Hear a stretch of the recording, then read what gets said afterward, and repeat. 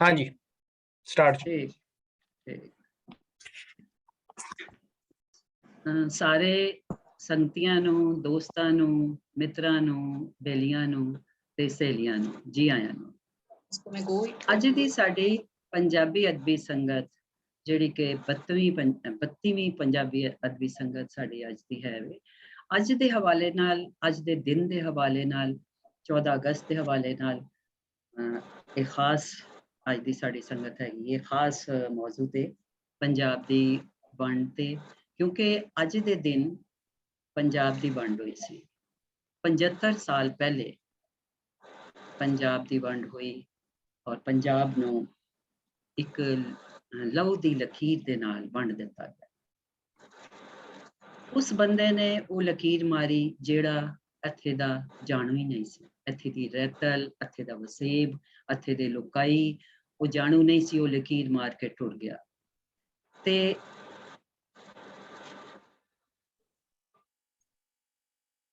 ਸਾਡੀ ਅੱਜ ਦੀ ਸੰਗਤ ਦੇ ਵਿੱਚ ਐਸੇ ਹਵਾਲੇ ਨਾਲ, ਪੰਜਾਬ ਦੀ ਵੰਡ ਦੇ ਹਵਾਲੇ ਨਾਲ ਨਜ਼ਮਾਂ ਪੜ੍ਹੀਆਂ ਜਾਣਗੀਆਂ, ਮਜ਼ਾਮੀਨ ਪੜ੍ਹੇ ਜਾਣਗੇ ਤੇ ਯਾਦਾਂ ਜਿਹੜੀਆਂ ਨੇ ਉਹ ਸਾਂਝੀਆਂ ਕੀਤੀਆਂ ਜਾਣਗੀਆਂ। ਤੇ ਉਹ ਅਸੀਂ ਆਪਣੇ ਪ੍ਰੋਗਰਾਮ ਵੱਲ ਚੱਲਨੇ में। ਤੇ ਸਭ ਤੋਂ ਪਹਿਲੇ ਮੈਂ ਇੱਕ ਆਪਣੀ ਨਜ਼ਮ ਸ਼ੇਅਰ ਕਰਨੀ ਹੈ ਆਪਣੇ ਸੰਗਤੀਆਂ ਦੇ ਨਾਲ, ਜਿਹੜੀ ਐਸੇ ਹਵਾਲੇ ਦੇ ਨਾਲ ਹੈ ਪੰਜਾਬ ਦੀ ਵੰਡ ਦੇ ਬਾਰੇ ਚ ਜੋ ਕੁਝ ਹੋਇਆ, ਜੋ ਅਸਰਾਤ ਸੀ ਉਹਦੇ। ਮਾਂ ਧਰਤੀ ਦੇ ਦੋ ਪੁੱਤਰ ਉਧਰ, ਮਾਂ ਧਰਤੀ ਦੇ ਦੋ ਪੁੱਤਰ ਉਧਰ, ਦੋ ਧੀਆਂ ਇੱਧਰ। ਗੱਡੀ ਆਪਣਨ ਮਗਰੋਂ ਵਰਿਆਂ ਵਿਛੜਿਆਂ ਰਲ ਮਿਲ ਵਸਲ ਹੰਡਾਏ। ਸੀਨੇ ਠੰਡਾ ਪਾਈਆਂ, ਹਾਸੇ ਹੰਝੂਆਂ ਦਾ ਮੇਲ ਕਰਾਇਆ। ਦੀ ਹਾਸੇ ਵੰਡੇ, ਰਾਤ ਹੰਝੂ ਕੇਰੇ। ਵਰੀਆਂ ਬਦੀਆਂ ਬਾਤਾਂ ਮੁਕੀਆਂ ਨਾ ਮੁੱਕਣ, ਘੁੱਟ ਘੁੱਟ ਜੱਫੀਆਂ ਪਾਈਆਂ। ਵੇਲਾ ਵਿਦਿਆ ਹੋਵਣ ਦਾ ਜਦ ਨੇੜੇ ਆਇਆ, ਵੇਲਾ ਵਿਦਿਆ ਹੋਵਣ ਦਾ ਜਦ ਨੇੜੇ ਆਇਆ। ਗੱਡੀ ਵਿੱਚ ਬਹਿ ਹੰਝੂ ਕੇਰ ਹੱਥ ਹਲਾਏ। ਆਸ ਮਿਲਣ ਦੀ ਮਨ ਰੱਖ ਦਿਲ ਪਰਚਾਏ। ਯਾਦਾਂ ਦੀ ਗੰਢ ਸਿਰ ਥੱਲੇ ਰੱਖ ਡੂੰਗੀ ਨੀਂਦਰ ਸੌਂ ਗਏ। ਪਾਣੀ ਪਤ ਜਦ ਗੱਡੀ ਅਪੜੀ, ਅੱਗ ਦੇ ਪਾਂਬੜ ਹਰ ਪਾਸੇ ਖਿਲਰੇ। ਪਾਣੀ ਪਤ ਜਦ ਗੱਡੀ ਅਪੜੀ, ਅੱਗ ਦੇ ਪਾਂਬੜ ਹਰ ਪਾਸੇ ਖਿਲਰੇ। ਪਾਣੀ ਪਤ ਅੱਜ ਅੱਗ ਪਤ ਬਣਿਆ। ਪਾਣੀ ਪਤ ਅੱਜ ਅੱਗ ਪਤ ਬਣਿਆ। ਹਾਸੇ ਕੁਰਲਾਟ ਬਣੇ, ਖੁਸ਼ਬੂਆਂ ਸੜ ਗਈਆਂ। ਜੁੱਸੇ ਸੜੀਆਂ ਲੀਰਾਂ ਵਾਂਗ ਹਵਾਈ ਰਲ ਗਏ। ਜੁੱਸੇ ਸੜੀਆਂ ਲੀਰਾਂ ਵਾਂਗ ਹਵਾਈ ਰਲ ਗਏ। ਚੂੜੀਆਂ ਜੁੱਤੀਆਂ ਰਹਿ ਗਈਆਂ। ਬੁੱਢੜਾ ਅੱਗੇ ਵੱਧ ਕੂਕਿਆ, 47 ਦੀ ਗੱਡੀ ਆਈ ਓ। 47 ਨਹੀਂ ਮੁੱਕਿਆ।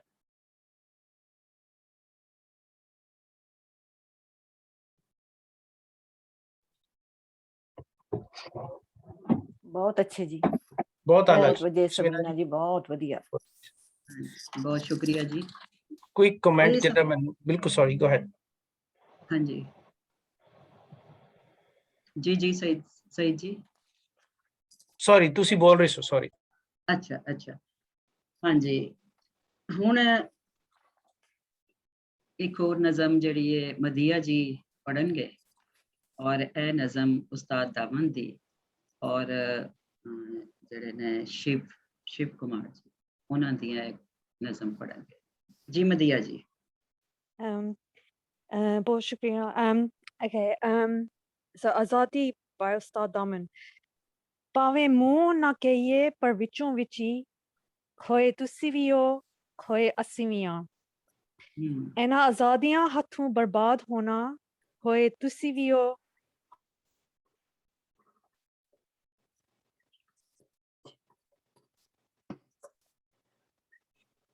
ਹੋਏ ਅਸੀਂ ਵੀ ਹਾਂ, ਹੋਏ ਅਸੀਂ ਵੀ ਹਾਂ, ਹੋਏ ਅਸੀਂ ਵੀ ਹਾਂ।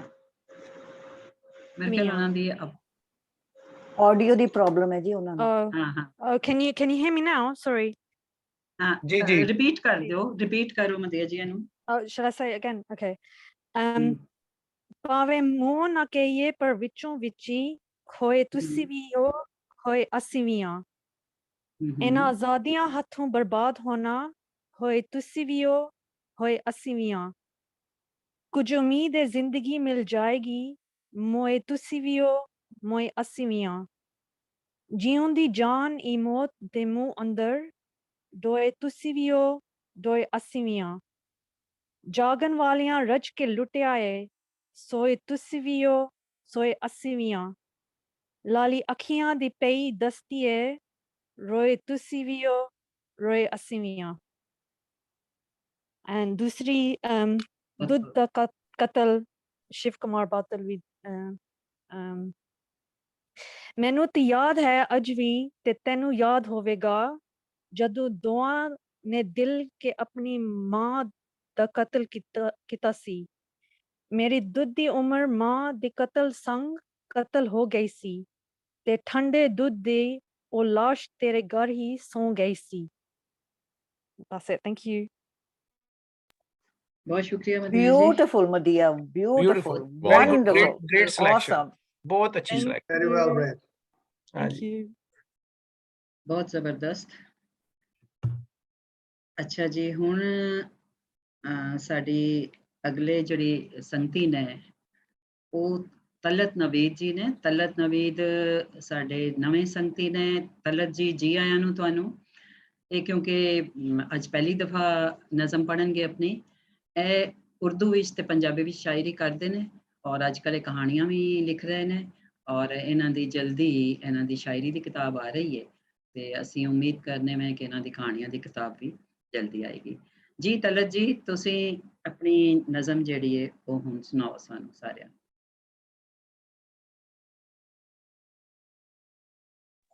Please unmute. ਤੁਹਾਡੀ ਆਵਾਜ਼ ਨਹੀਂ ਆ ਰਹੀ ਤਲਤ ਜੀ। ਹੁਣ ਆ ਰਹੀ ਹੈ ਜੀ? ਹਾਂ ਹਾਂ ਬਿਲਕੁਲ ਬਿਲਕੁਲ। ਹੁਣ ਆ ਰਹੀ ਹੈ। ਬਹੁਤ ਸ਼ੁਕਰੀਆ ਜੀ। ਸਭ ਤੋਂ ਪਹਿਲੇ ਤੇ ਸਲਾਮ ਤੇ ਸਤਿ ਸ੍ਰੀ ਅਕਾਲ ਸਾਰੇ ਸੰਗਤੀਆਂ ਨੂੰ। ਮੈਂ ਪਹਿਲੀ ਨਵੀਂ ਇੱਥੇ ਬੰਦਾ ਆਇਆ ਤੇ ਡਰ ਵੀ ਰਹੀ ਹੈ ਔਰ ਫੀਡਬੈਕ ਤੋਂ ਵੀ ਡਰ ਰਹੀ ਹੈ ਕਿ ਕਿਹੋ ਜਿਹਾ ਆਏ, ਲੇਕਿਨ ਜ਼ਾਹਰ ਹੈ ਇੱਕ ਕੋਸ਼ਿਸ਼ ਹੈ। ਔਰ ਸ਼ੁਕਰੀਆ ਤੁਹਾਡਾ ਸਮੀਨਾ ਜੀ ਕਿ ਤੁਸੀਂ ਮੈਨੂੰ ਇਹ ਮੌਕਾ ਦਿੱਤਾ ਇਸ ਪਲੇਟਫਾਰਮ ਤੋਂ। ਔਰ ਸਭ ਤੋਂ ਜ਼ਿਆਦਾ ਤੇ ਇੰਸਪੀਰੇਸ਼ਨ ਜਿਹੜੀ ਹੈ ਮੈਨੂੰ ਡਾਕਟਰ ਮਨਸੂਰ ਸਾਹਿਬ ਹੋਰਾਂ ਦੀ ਹੈ। ਉਹਨਾਂ ਦੇ ਸਾਹਮਣੇ ਹੈ ਮੇਰੇ ਲਈ ਬਹੁਤ ਆਨਰ ਹੈ ਕਿ ਮੈਂ ਇੱਕ ਆਪਣੀ ਨਿੱਕੀ ਜੀ ਨਜ਼ਮ ਜਾਂ ਕੁਛ ਅੱਖਰ ਲੈ ਕੇ ਮੈਂ ਤੁਹਾਡੇ ਸਾਹਮਣੇ ਆ ਰਹੀ ਹਾਂ। ਇਹ ਜੀ ਇੱਕ ਨਜ਼ਮ ਹੈ ਵੰਡ ਤੇ। ਔਖੇ ਵੇਲੇ ਔਖੀਆਂ ਰਾਵਾਂ, ਔਖੇ ਵੇਲੇ ਔਖੀਆਂ ਰਾਵਾਂ, ਲੱਭਦੇ ਫਿਰੇ ਗਵਾਚੀਆਂ ਸਾਵਾਂ। ਔਖੇ ਵੇਲੇ ਔਖੀਆਂ ਰਾਵਾਂ, ਲੱਭਦੇ ਫਿਰੇ ਗਵਾਚੀਆਂ ਸਾਵਾਂ, ਕਰਕੇ ਉੱਚੀਆਂ ਲੰਮੀਆਂ ਕੰਧਾਂ, ਸਮਝੇ ਬੇੜੀਆਂ ਕੰਢੇ ਲੱਗੀ। ਔਖੇ ਵੇਲੇ ਔਖੀਆਂ ਰਾਵਾਂ, ਲੱਭਦੇ ਫਿਰੇ ਗਵਾਚੀਆਂ ਸਾਵਾਂ, ਕਰਕੇ ਉੱਚੀਆਂ ਲੰਮੀਆਂ ਕੰਧਾਂ, ਸਮਝੇ ਬੇੜੀਆਂ ਕੰਢੇ ਲੱਗੀ। ਕੀ ਲੱਭਿਆ, ਕੀ ਲੱਭਿਆ, ਕੀ ਲੱਭਿਆ ਸਾਂਝ ਵੰਡਾ ਕੇ, ਸਜਨ ਗਵਾ ਕੇ, ਵਿਛੋੜਾ ਪਾ ਕੇ, ਹੱਥ ਕਟਾ ਕੇ। ਕੀ ਲੱਭਿਆ, ਕੀ ਲੱਭਿਆ ਸਾਂਝ ਵੰਡਾ ਕੇ, ਸਜਨ ਗਵਾ ਕੇ, ਵਿਛੋੜਾ ਪਾ ਕੇ, ਹੱਥ ਕਟਾ ਕੇ। ਕੀ ਲੱਭਿਆ, ਕੀ ਲੱਭੀ ਉਹ ਸਾਂਝ, ਕੀ ਲੱਭੀ ਉਹ ਸਾਂਝ, ਕਰਕੇ ਧਰਤੀ ਬਾਂਝ। ਕੀ ਲੱਭੀ ਉਹ ਸਾਂਝ, ਕਰਕੇ ਧਰਤੀ ਬਾਂਝ। ਕੀ ਲੱਭਿਆ, ਕੀ ਲੱਭਿਆ ਉਹ ਚਾਨਣ, ਕੀ ਲੱਭਿਆ ਉਹ ਚਾਨਣ ਵੰਡਾ ਕੇ ਬਾਲਣ। ਕੀ ਲੱਭੇ ਉਹ ਸਾਖ, ਕੀ ਲੱਭੇ ਉਹ ਸਾਖ, ਮਿਟਾ ਕੇ ਪੁਰਖਾਂ ਦੀ ਸਾਖ। ਕੀ ਲੱਭਿਆ, ਕੀ ਲੱਭਿਆ ਹੰਝੂ ਲੱਭੇ, ਕੀ ਲੱਭਿਆ ਹੰਝੂ ਲੱਭੇ, ਲੱਭੇ ਸੁੱਕੇ ਸਾਹ। ਮੇਰੇ ਜੀ ਦੇ ਟੋਟੇ ਕਰਕੇ ਮੈਨੂੰ ਆਖਣ ਪੂਰੇ ਕਰ ਲੋ ਚਾਹ। ਮੇਰੇ ਜੀ ਦੇ ਟੋਟੇ ਕਰਕੇ ਮੈਨੂੰ ਆਖਣ ਪੂਰੇ ਕਰ ਲੋ ਸਾਹ। ਜੀ ਇਹ ਬਹੁਤ ਛੋਟੀ ਜੀ ਨਜ਼ਮ ਸੀ ਜਿਹੜੀ ਮੈਂ ਵੰਡ ਤੇ ਲਿਖੀ ਸੀ, ਤੇ ਬਹੁਤ ਸ਼ੁਕਰੀਆ। ਵਾਹ ਵਾਹ ਬਹੁਤ ਅੱਛੇ ਬਹੁਤ- ਜੀ ਬਹੁਤ ਤਲਤ ਜੀ, ਬੜੀਆ। ਬਹੁਤ ਵਧੀਆ, ਬਹੁਤ ਹੀ ਅੱਛੇ ਜ਼ਬਰਦਸਤ। ਤੁਸੀਂ ਤਸਵੀਰ ਸੋਹਣੀ ਖਿੱਚੀ। ਬਹੁਤ ਜ਼ਬਰਦਸਤ ਤਲਤ ਜੀ, ਬਹੁਤ ਸ਼ੁਕਰੀਆ ਤੁਹਾਡਾ, ਤੁਸੀਂ ਆਏ ਔਰ ਤੁਸੀਂ ਬਹੁਤ ਸ਼ੁਕਰੀਆ। ਸੋਹਣੀ ਆਪਣੀ ਨਜ਼ਮ ਪੇਸ਼ ਕੀਤੀ ਹੈ। ਤੇ ਹੁਣ ਜੀ ਅਸੀਂ ਹਰਪ੍ਰੀਤ ਜੀ ਨੂੰ ਮੈਂ ਰਿਕੁਐਸਟ ਕਰਾਂਗੀ ਕਿ ਹਰਪ੍ਰੀਤ ਜੀ ਤੁਸੀਂ ਆਪਣੀ ਨਜ਼ਮ ਜਿਹੜੀ ਹੈ ਉਹ ਸਾਨੂੰ ਸੁਣਾਓ, ਆਪਣੇ ਅਹਿਸਾਸਾਤ, ਆਪਣੀ ਫੀਲਿੰਗ ਵੰਡ ਬਾਰੇ। ਜੀ ਸੰਤਾਪ 47 ਮੇਰੀ ਨਜ਼ਮ ਦਾ ਨਾਮ ਹੈ। ਇਸ ਨਜ਼ਮ ਨੂੰ ਸਾਂਝਾ ਕਰਨ ਤੋਂ ਪਹਿਲਾਂ ਮੈਂ ਇੱਕ ਗੱਲ ਸੁਣੀ ਜੋ ਤੁਹਾਡੇ ਨਾਲ ਸਾਂਝੀ ਕਰਨਾ ਚਾਹੁੰਦੀ ਹਾਂ। ਇੱਕ ਛੋਟਾ ਜਿਹਾ ਡਾਇਲੌਗ ਹੈ। ਯੂਰਪੀ ਪੰਜਾਬੀ ਸੱਥ ਦੇ ਸੰਚਾਲਕ ਕਿਸੇ ਸਮਾਗਮ ਵਿੱਚ ਬੋਲ ਰਹੇ ਸੀ, ਤਾਂ ਉਹਨਾਂ ਨੇ ਕਿਹਾ ਕਿ 14 ਤਰੀਕ ਨੂੰ ਪਾਕਿਸਤਾਨ ਆਬਾਦ ਹੋ ਗਿਆ, ਹਿੰਦੁਸਤਾਨ 15 ਤਰੀਕ ਨੂੰ ਆਜ਼ਾਦ ਹੋ ਗਿਆ। 14 ਤਰੀਕ ਨੂੰ ਪਾਕਿਸਤਾਨ ਆਬਾਦ ਹੋ ਗਿਆ, ਹਿੰਦੁਸਤਾਨ 15 ਤਰੀਕ ਨੂੰ ਆਜ਼ਾਦ ਹੋ ਗਿਆ, ਪਰ ਪੰਜਾਬ 14 ਤੇ 15 ਦੇ ਵਿੱਚ ਬਰਬਾਦ ਹੋ ਗਿਆ। ਵਾਹ ਵਾਹ ਵਾਹ। ਮੈਨੂੰ ਉਹਨਾਂ ਦੀ ਇਹ ਗੱਲ ਬਹੁਤ ਦਿਲ ਨੂੰ ਟੁੰਬਵੀਂ ਲੱਗੀ, ਤਾਂ ਮੈਂ ਸਾਂਝੀ ਕੀਤੀ। ਹਾਂਜੀ, ਮੇਰੀ ਨਜ਼ਮ ਦਾ ਨਾਮ ਹੈ ਸੰਤਾਪ 47। ਐਲਾਨ ਕਰ ਦਿੱਤਾ ਹੈ ਭਾਰਤ ਨੂੰ 2 ਟੁਕੜਿਆਂ ਵਿੱਚ ਹਿੰਦੁਸਤਾਨ ਤੇ ਪਾਕਿਸਤਾਨ ਵੰਡਣ ਦਾ। ਐਲਾਨ ਕਰ ਦਿੱਤਾ ਹੈ ਭਾਰਤ ਨੂੰ 2 ਟੁਕੜਿਆਂ ਵਿੱਚ ਵੰਡਣ, ਹਿੰਦੁਸਤਾਨ ਤੇ ਪਾਕਿਸਤਾਨ। ਮੁਨਾਦੀ ਚਲੇ ਜਾਣ ਇੱਕ ਫਿਰਕੇ ਦੇ ਲੋਕ ਪਾਕਿਸਤਾਨ, ਦੂਜੇ ਦੇ ਆ ਜਾਣ ਹਿੰਦੁਸਤਾਨ। ਮੁਨਾਦੀ ਚਲੇ ਜਾਣ ਇੱਕ ਫਿਰਕੇ ਦੇ ਲੋਕ ਪਾਕਿਸਤਾਨ, ਦੂਜੇ ਦੇ ਆ ਜਾਣ ਹਿੰਦੁਸਤਾਨ। 2 ਦਿਨ ਲਈ ਜਾਣਾ ਹੋਵੇ ਬੰਨ ਲਈਦਾ ਕਿੰਨਾ ਹੀ ਜ਼ਰੂਰਤ ਦਾ ਸਮਾਨ। 2 ਦਿਨ ਲਈ ਜਾਣਾ ਹੋਵੇ ਬੰਨ ਲਈਦਾ ਕਿੰਨਾ ਹੀ ਜ਼ਰੂਰਤ ਦਾ ਸਮਾਨ। ਫਿਰ ਸਦਾ ਲਈ ਜਾਣਾ ਕਿਵੇਂ ਹੁੰਦਾ ਆਸਾਨ। ਫਿਰ ਸਦਾ ਲਈ ਜਾਣਾ ਕਿਵੇਂ ਹੁੰਦਾ ਆਸਾਨ। ਆਪਣੇ ਘਰ ਆਪਣੇ ਖੇਤ ਹਮਸਾਏ ਜਿਨ੍ਹਾਂ ਵਿੱਚ ਸੀ ਜਿੰਦ ਜਾਨ। ਆਪਣੇ ਘਰ ਆਪਣੇ ਖੇਤ ਹਮਸਾਏ ਜਿਨ੍ਹਾਂ ਵਿੱਚ ਸੀ ਜਾਨ, ਛੱਡ ਦੇਣੇ ਕਿਤੇ ਹੁੰਦੇ ਆਸਾਨ। ਫੈਲਾਈ ਗਈ ਨਫ਼ਰਤ ਦੀ ਐਸੀ ਜ਼ਹਿਰ, ਫੈਲਾਈ ਗਈ ਨਫ਼ਰਤ ਦੀ ਐਸੀ ਜ਼ਹਿਰ, ਹਰ ਕੋਈ ਬਣ ਬੈਠਾ ਦੁਸ਼ਮਣ, ਲੈਣ ਨੂੰ ਤਿਆਰ ਇੱਕ ਦੂਜੇ ਦੀ ਜਾਨ। ਲੈਣ ਨੂੰ ਤਿਆਰ ਇੱਕ ਦੂਜੇ ਦੀ ਜਾਨ।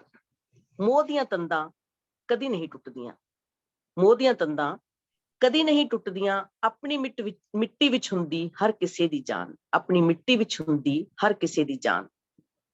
ਉਹ ਲੋਚਣ ਆਉਣਾ ਅਜਮੇਰ ਸ਼ਰੀਫ, ਅਸੀਂ ਲੋਚੀਏ ਨਨਕਾਣੇ ਜਾਣਾ, ਕਿਸ ਬਿਧ ਹੋਵੇ ਆਸਾਨ। ਉਹ ਲੋਚਣ ਆਉਣਾ ਅਜਮੇਰ ਸ਼ਰੀਫ, ਅਸੀਂ ਲੋਚੀਏ ਨਨਕਾਣੇ ਜਾਣਾ, ਕਿਸ ਬਿਧ ਹੋਵੇ ਆਸਾਨ। ਵੰਡੀਆਂ ਸੀ ਸਿਆਸਤ ਦੀਆਂ, ਵੰਡੀਆਂ ਸੀ ਸਿਆਸਤ ਦੀਆਂ, ਲੈ ਲਈ ਲੱਖਾਂ ਦੀ ਜਾਨ। ਰੂਹ ਤੇ ਪਏ ਨਿਸ਼ਾਨਾਂ ਨੂੰ ਭੁੱਲੇ ਕਿੰਜ ਇਨਸਾਨ, ਰੂਹ ਤੇ ਪਏ ਨਿਸ਼ਾਨਾਂ ਨੂੰ ਭੁੱਲੇ ਕਿੰਜ ਇਨਸਾਨ। ਸ਼ਾਲਾ ਕੋਈ ਫੇਰ ਮਿਲਾਵੇ ਹਿੰਦ ਤੇ ਪਾਕਿਸਤਾਨ, ਲਹਿੰਦੇ ਤੇ ਚੜ੍ਹਦੇ ਨੂੰ ਮੇਲੇ ਕੋਈ ਰੱਬੀ ਫਰਿਸ਼ਤਾ ਆਣ। ਰੂਹ ਵਿੱਚ ਵਸਦਾ ਸ਼ਹਿਰ ਲਾਹੌਰ, ਅੰਬਰਸਰ ਵਸਦੀ ਉਧਰ ਲਿਆਂਦੀ ਜਾਨ। ਮੁੱਕ ਜਾਏ ਸਿਆਸਤ ਝਗੜੇ ਚੇੜੇ, ਰੱਬ ਕਰੇ ਖੁਸ਼ ਜੀਵੇ ਕੁੱਲ ਜਹਾਨ, ਰੱਬ ਕਰੇ ਖੁਸ਼ ਜੀਵੇ ਕੁੱਲ ਜਹਾਨ। ਸ਼ੁਕਰੀਆ। ਬਹੁਤ ਹੀ ਅੱਛੇ ਬਹੁਤ ਹਰਪ੍ਰੀਤ ਅੱਛਾ। ਜੀ, ਬਹੁਤ ਹੀ ਅੱਛੀ, ਬੜੀ ਟੁੰਬੀ ਗੱਲਾਂ ਕੀਤੀਆਂ, ਬਹੁਤ ਹੀ ਵਾਹ ਬਹੁਤ ਸੋਹਣਾ। ਸ਼ੁਕਰੀਆ। ਬਹੁਤ ਅੱਛੀ ਨਜ਼ਮ, ਬਹੁਤ ਸ਼ੁਕਰੀਆ ਹਰਪ੍ਰੀਤ ਜੀ, ਸ਼ੁਕਰੀਆ। ਜ਼ਬਰਦਸਤ। ਤੇ ਹੁਣ ਅਮਰਜੀਤ ਜੀ ਨਜ਼ਮ ਆਪਣੇ ਸਾਡੇ ਸੰਗਤੀਆਂ ਸਾਹਮਣੇ ਰੱਖਣਗੇ। ਹਾਂਜੀ, ਮੇਰੀ ਦੇਖੋ, ਮੈਂ ਤੇ ਜਦੋਂ ਸਮੀਨਾ ਜੀ ਆਪਣਾ ਪੋਸਟਰ ਤੁਸੀਂ ਲਾਇਆ ਨਾ, ਉਹਦੇ ਉੱਤੇ ਪੋਸਟਰ ਤੇ ਮੈਂ ਦੇਖ ਕੇ ਭਾਵੁਕ ਹੋ ਗਿਆ ਕਿ ਲੋਕਾਂ ਦੇ ਕਿਸ ਤਰ੍ਹਾਂ ਕਾਫਲੇ ਚਲੇ ਜਾ ਰਹੇ ਨੇ। ਔਰ ਉਹ ਦੇਖ ਕੇ ਮੈਨੂੰ ਡਾਕਟਰ ਜਗਤਾਰ ਹੋਣ ਦੀ ਪੋਇਮ ਦੇ ਕੁਝ ਜਿਹੜੀ ਬੜੀ ਪੁਰਾਣੀ ਲਿਖੀ ਆ ਕੁਝ ਸ਼ੇਰ ਯਾਦ ਆ ਗਏ ਨੇ। ਮੈਂ ਉਹੀ ਪੇਸ਼ ਕਰ ਰਿਹਾ ਕਿ ਦੇਖੋ 75 ਸਾਲ ਹੋ ਗਏ ਨੇ ਲੋਕਾਂ ਦੇ ਵੱਡੇ ਵੱਡੇ ਕਾਫਲੇ ਘਰਾਂ ਤੋਂ ਨਿਕਲ ਪਏ ਅਣਜਾਣ ਰਸਤਿਆਂ ਦੇ ਉੱਤੇ, ਪਤਾ ਨਹੀਂ ਕਿੱਧਰ ਜਾਣਾ ਔਰ ਪਤਾ ਨਹੀਂ ਕਿੱਥੇ ਪਹੁੰਚਣਾ। ਕੋਈ 2 ਮਿਲੀਅਨ ਜਾਂ ਕਿ 20 ਲੱਖ ਦੇ ਨੇੜੇ ਤੇੜੇ ਲਾਓ ਲੋਕ ਨੇ ਜਿਹੜੇ ਰਸਤਿਆਂ 'ਚ ਗੁਆਚ ਗਏ ਨੇ। ਉਹਨਾਂ ਦੇ ਬਾਰੇ ਉਹਨਾਂ ਦੀ ਗਜ਼ਲ ਦੇ ਕੁਝ ਥੋੜੇ ਜਿਹੇ ਸ਼ੇਰ ਮੇਰੇ ਖਿਆਲ ਇਸ ਤੇ ਕਾਫੀ ਢੁਕਦੇ ਨੇ। ਇਹ ਬੜੀ ਆਵਾਜ਼ ਆ ਰਹੀ ਹੈ ਵਿੱਚ ਥੋੜੀ ਜਿਹੀ। ਤੁਹਾਨੂੰ ਵੀ ਆ ਰਹੀ ਹੈ ਆਵਾਜ਼? ਨਹੀਂ ਨਹੀਂ ਵੀ ਆ ਆਵਾਜ਼ ਫਾਈਨ, ਤੁਸੀਂ ਸ਼ੁਰੂ ਕਰੋ। टिक टिक आ रही है। चलो खैर। मंजिल पे जो ना पहुंचे, मंजिल पे जो ना पहुंचे, परते न जो करानू, मंजिल पे जो ना पहुंचे, परते न जो करानू,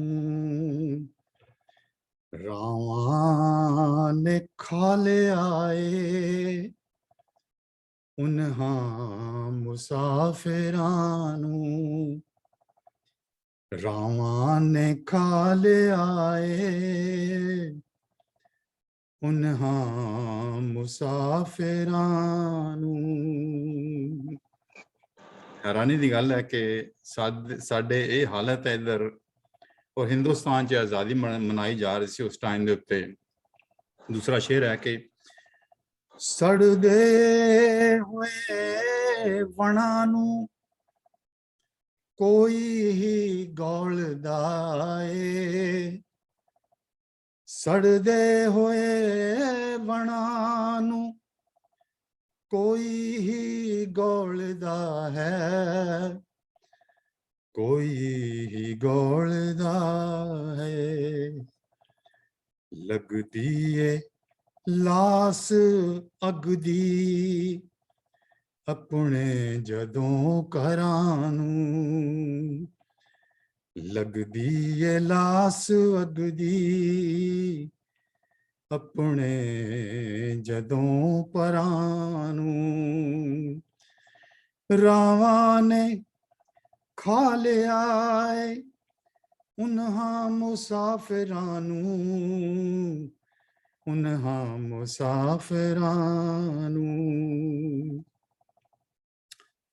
उखां दे नाल हंबे, उखां दे नाल हंबे ते झखड़ां दे नाल चंबे, उखां दे नाल हंबे ते झखड़ां दे नाल चंबे,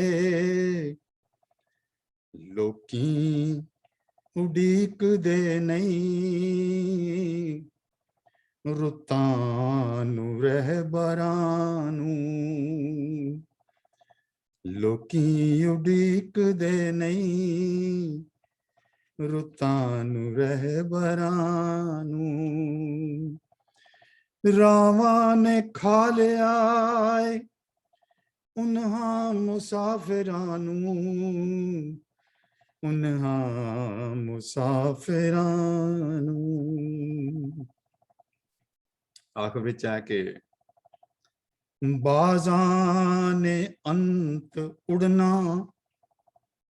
बाज़ां ने इन्हां बाज़ां ने अंत उड़ना ते अंबरां तो भी अगेरे, बाज़ां ने अंत उड़ना अंबरां तो भी अगेरे, अंबरां तो भी अगेरे, पाएगा डोर केड़ा, पाएगा डोर केड़ा, कद तक भला परां नूं, पाएगा डोर केड़ा, कद तक भला परां नूं, रावां ने खा लिया उन्हां मुसाफिरां नूं, उन्हां मुसाफिरां नूं, मंजिल ते जो न पहुंचे परते न जो करां। ਤੇ ਅਖੀਰ ਦੇ ਵਿੱਚ ਮੈਂ, ਕਿਉਂਕਿ ਅੱਜ ਕੱਲ੍ਹ ਅਸੀਂ ਹੀਰ ਦਾ ਕਿੱਸਾ ਪੜ੍ਹ ਰਹੇ ਹਾਂ, ਮੈਨੂੰ ਉਹ ਗੱਲ ਬਾਰ-ਬਾਰ ਯਾਦ ਆਉਂਦੀ ਆ ਕਿ ਆਖਿਰ 'ਚ ਵਾਰਸਾ ਹੋਏ ਉਹ ਤੇਰੀਆਂ ਗਰਜ਼ਾਂ ਹੀ ਯਾਦ ਆਈਆਂ। ਇਹ ਸਾਰੇ ਸਿਲਸਿਲੇ ਦੇ ਵਿੱਚ ਗੱਲ ਕੀ ਹੋਈ ਆ ਕਿ ਆਖਿਰ 'ਚ ਵਾਰਸਾ ਹੋਏ, ਉਹ ਤੇਰੀਆਂ ਗਰਜ਼ਾਂ ਹੀ ਯਾਦ ਆਈਆਂ, ਮਤਲਬ ਲਈ ਹੋ ਗਏ ਜਦ ਆਪਣੇ ਵੀ ਉਰਾਂ ਪਰਾਂ ਦੇ, ਆਪਣੇ ਵੀ ਹੋ ਗਏ ਜਦ, ਮਤਲਬ ਲਈ ਹੋ ਗਏ ਜਦ ਆਪਣੇ ਵੀ ਉਰਾਂ ਪਰਾਂ ਨੂੰ, ਬਸ ਰਾਵਾਂ ਨੇ ਖਾ ਲਿਆ ਹੈ ਉਹਨਾਂ ਮੁਸਾਫਰਾਂ। ਬਹੁਤ ਬਹੁਤ ਮਿਹਰਬਾਨੀ। ਬਹੁਤ ਅੱਛੇ, ਭਾਵੁਕ ਕਰ ਦਿੰਦੇ ਆ ਸਾਰੇ ਇਹ ਗੱਲਾਂ ਸਾਰੀਆਂ ਜਿਹੜੀਆਂ ਨੇ ਨਾ। It's very emotional. ਬਾतें कर दिया सारे। Thank you, Amarjeet ji. That was really beautiful.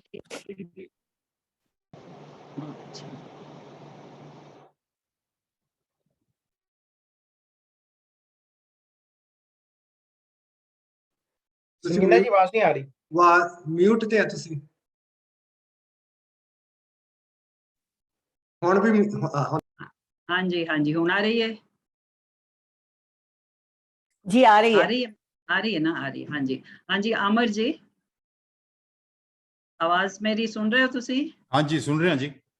हाँ जी, हाँ। अमर रियाज जी साडे कोल इस वेले मौजूद ने। अमर जी नाल मैं उन्हां नूं रिक्वेस्ट करांगी कि जरा थोड़ी जी रोशनी पाण पंजाब दी वंड, पंजाब दी वंड दा की असर होया पंजाब ते, पंजाबियां ते पंजाबीयत ते। थोड़ी जी रोशनी तुसी पाओ प्लीज।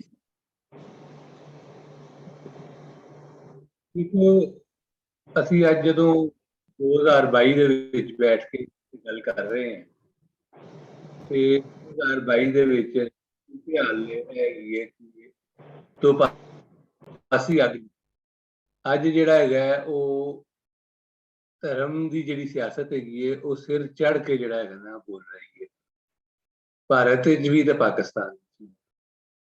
ਕਿਸੇ ਤਾਲਿਬਾਨ ਹੈਗੇ ਨੇ ਤੇ ਕਿਸੇ ਮੋਦੀ ਸਾਹਿਬ ਹੈਗੇ ਤੇ ਉਹਨਾਂ ਦੇ ਨਾਲ ਆਵਾਮ ਵੀ ਹੈਗੀ ਹੈ, ਲੋਕੀ ਵੀ ਹੈਗੇ ਨੇ।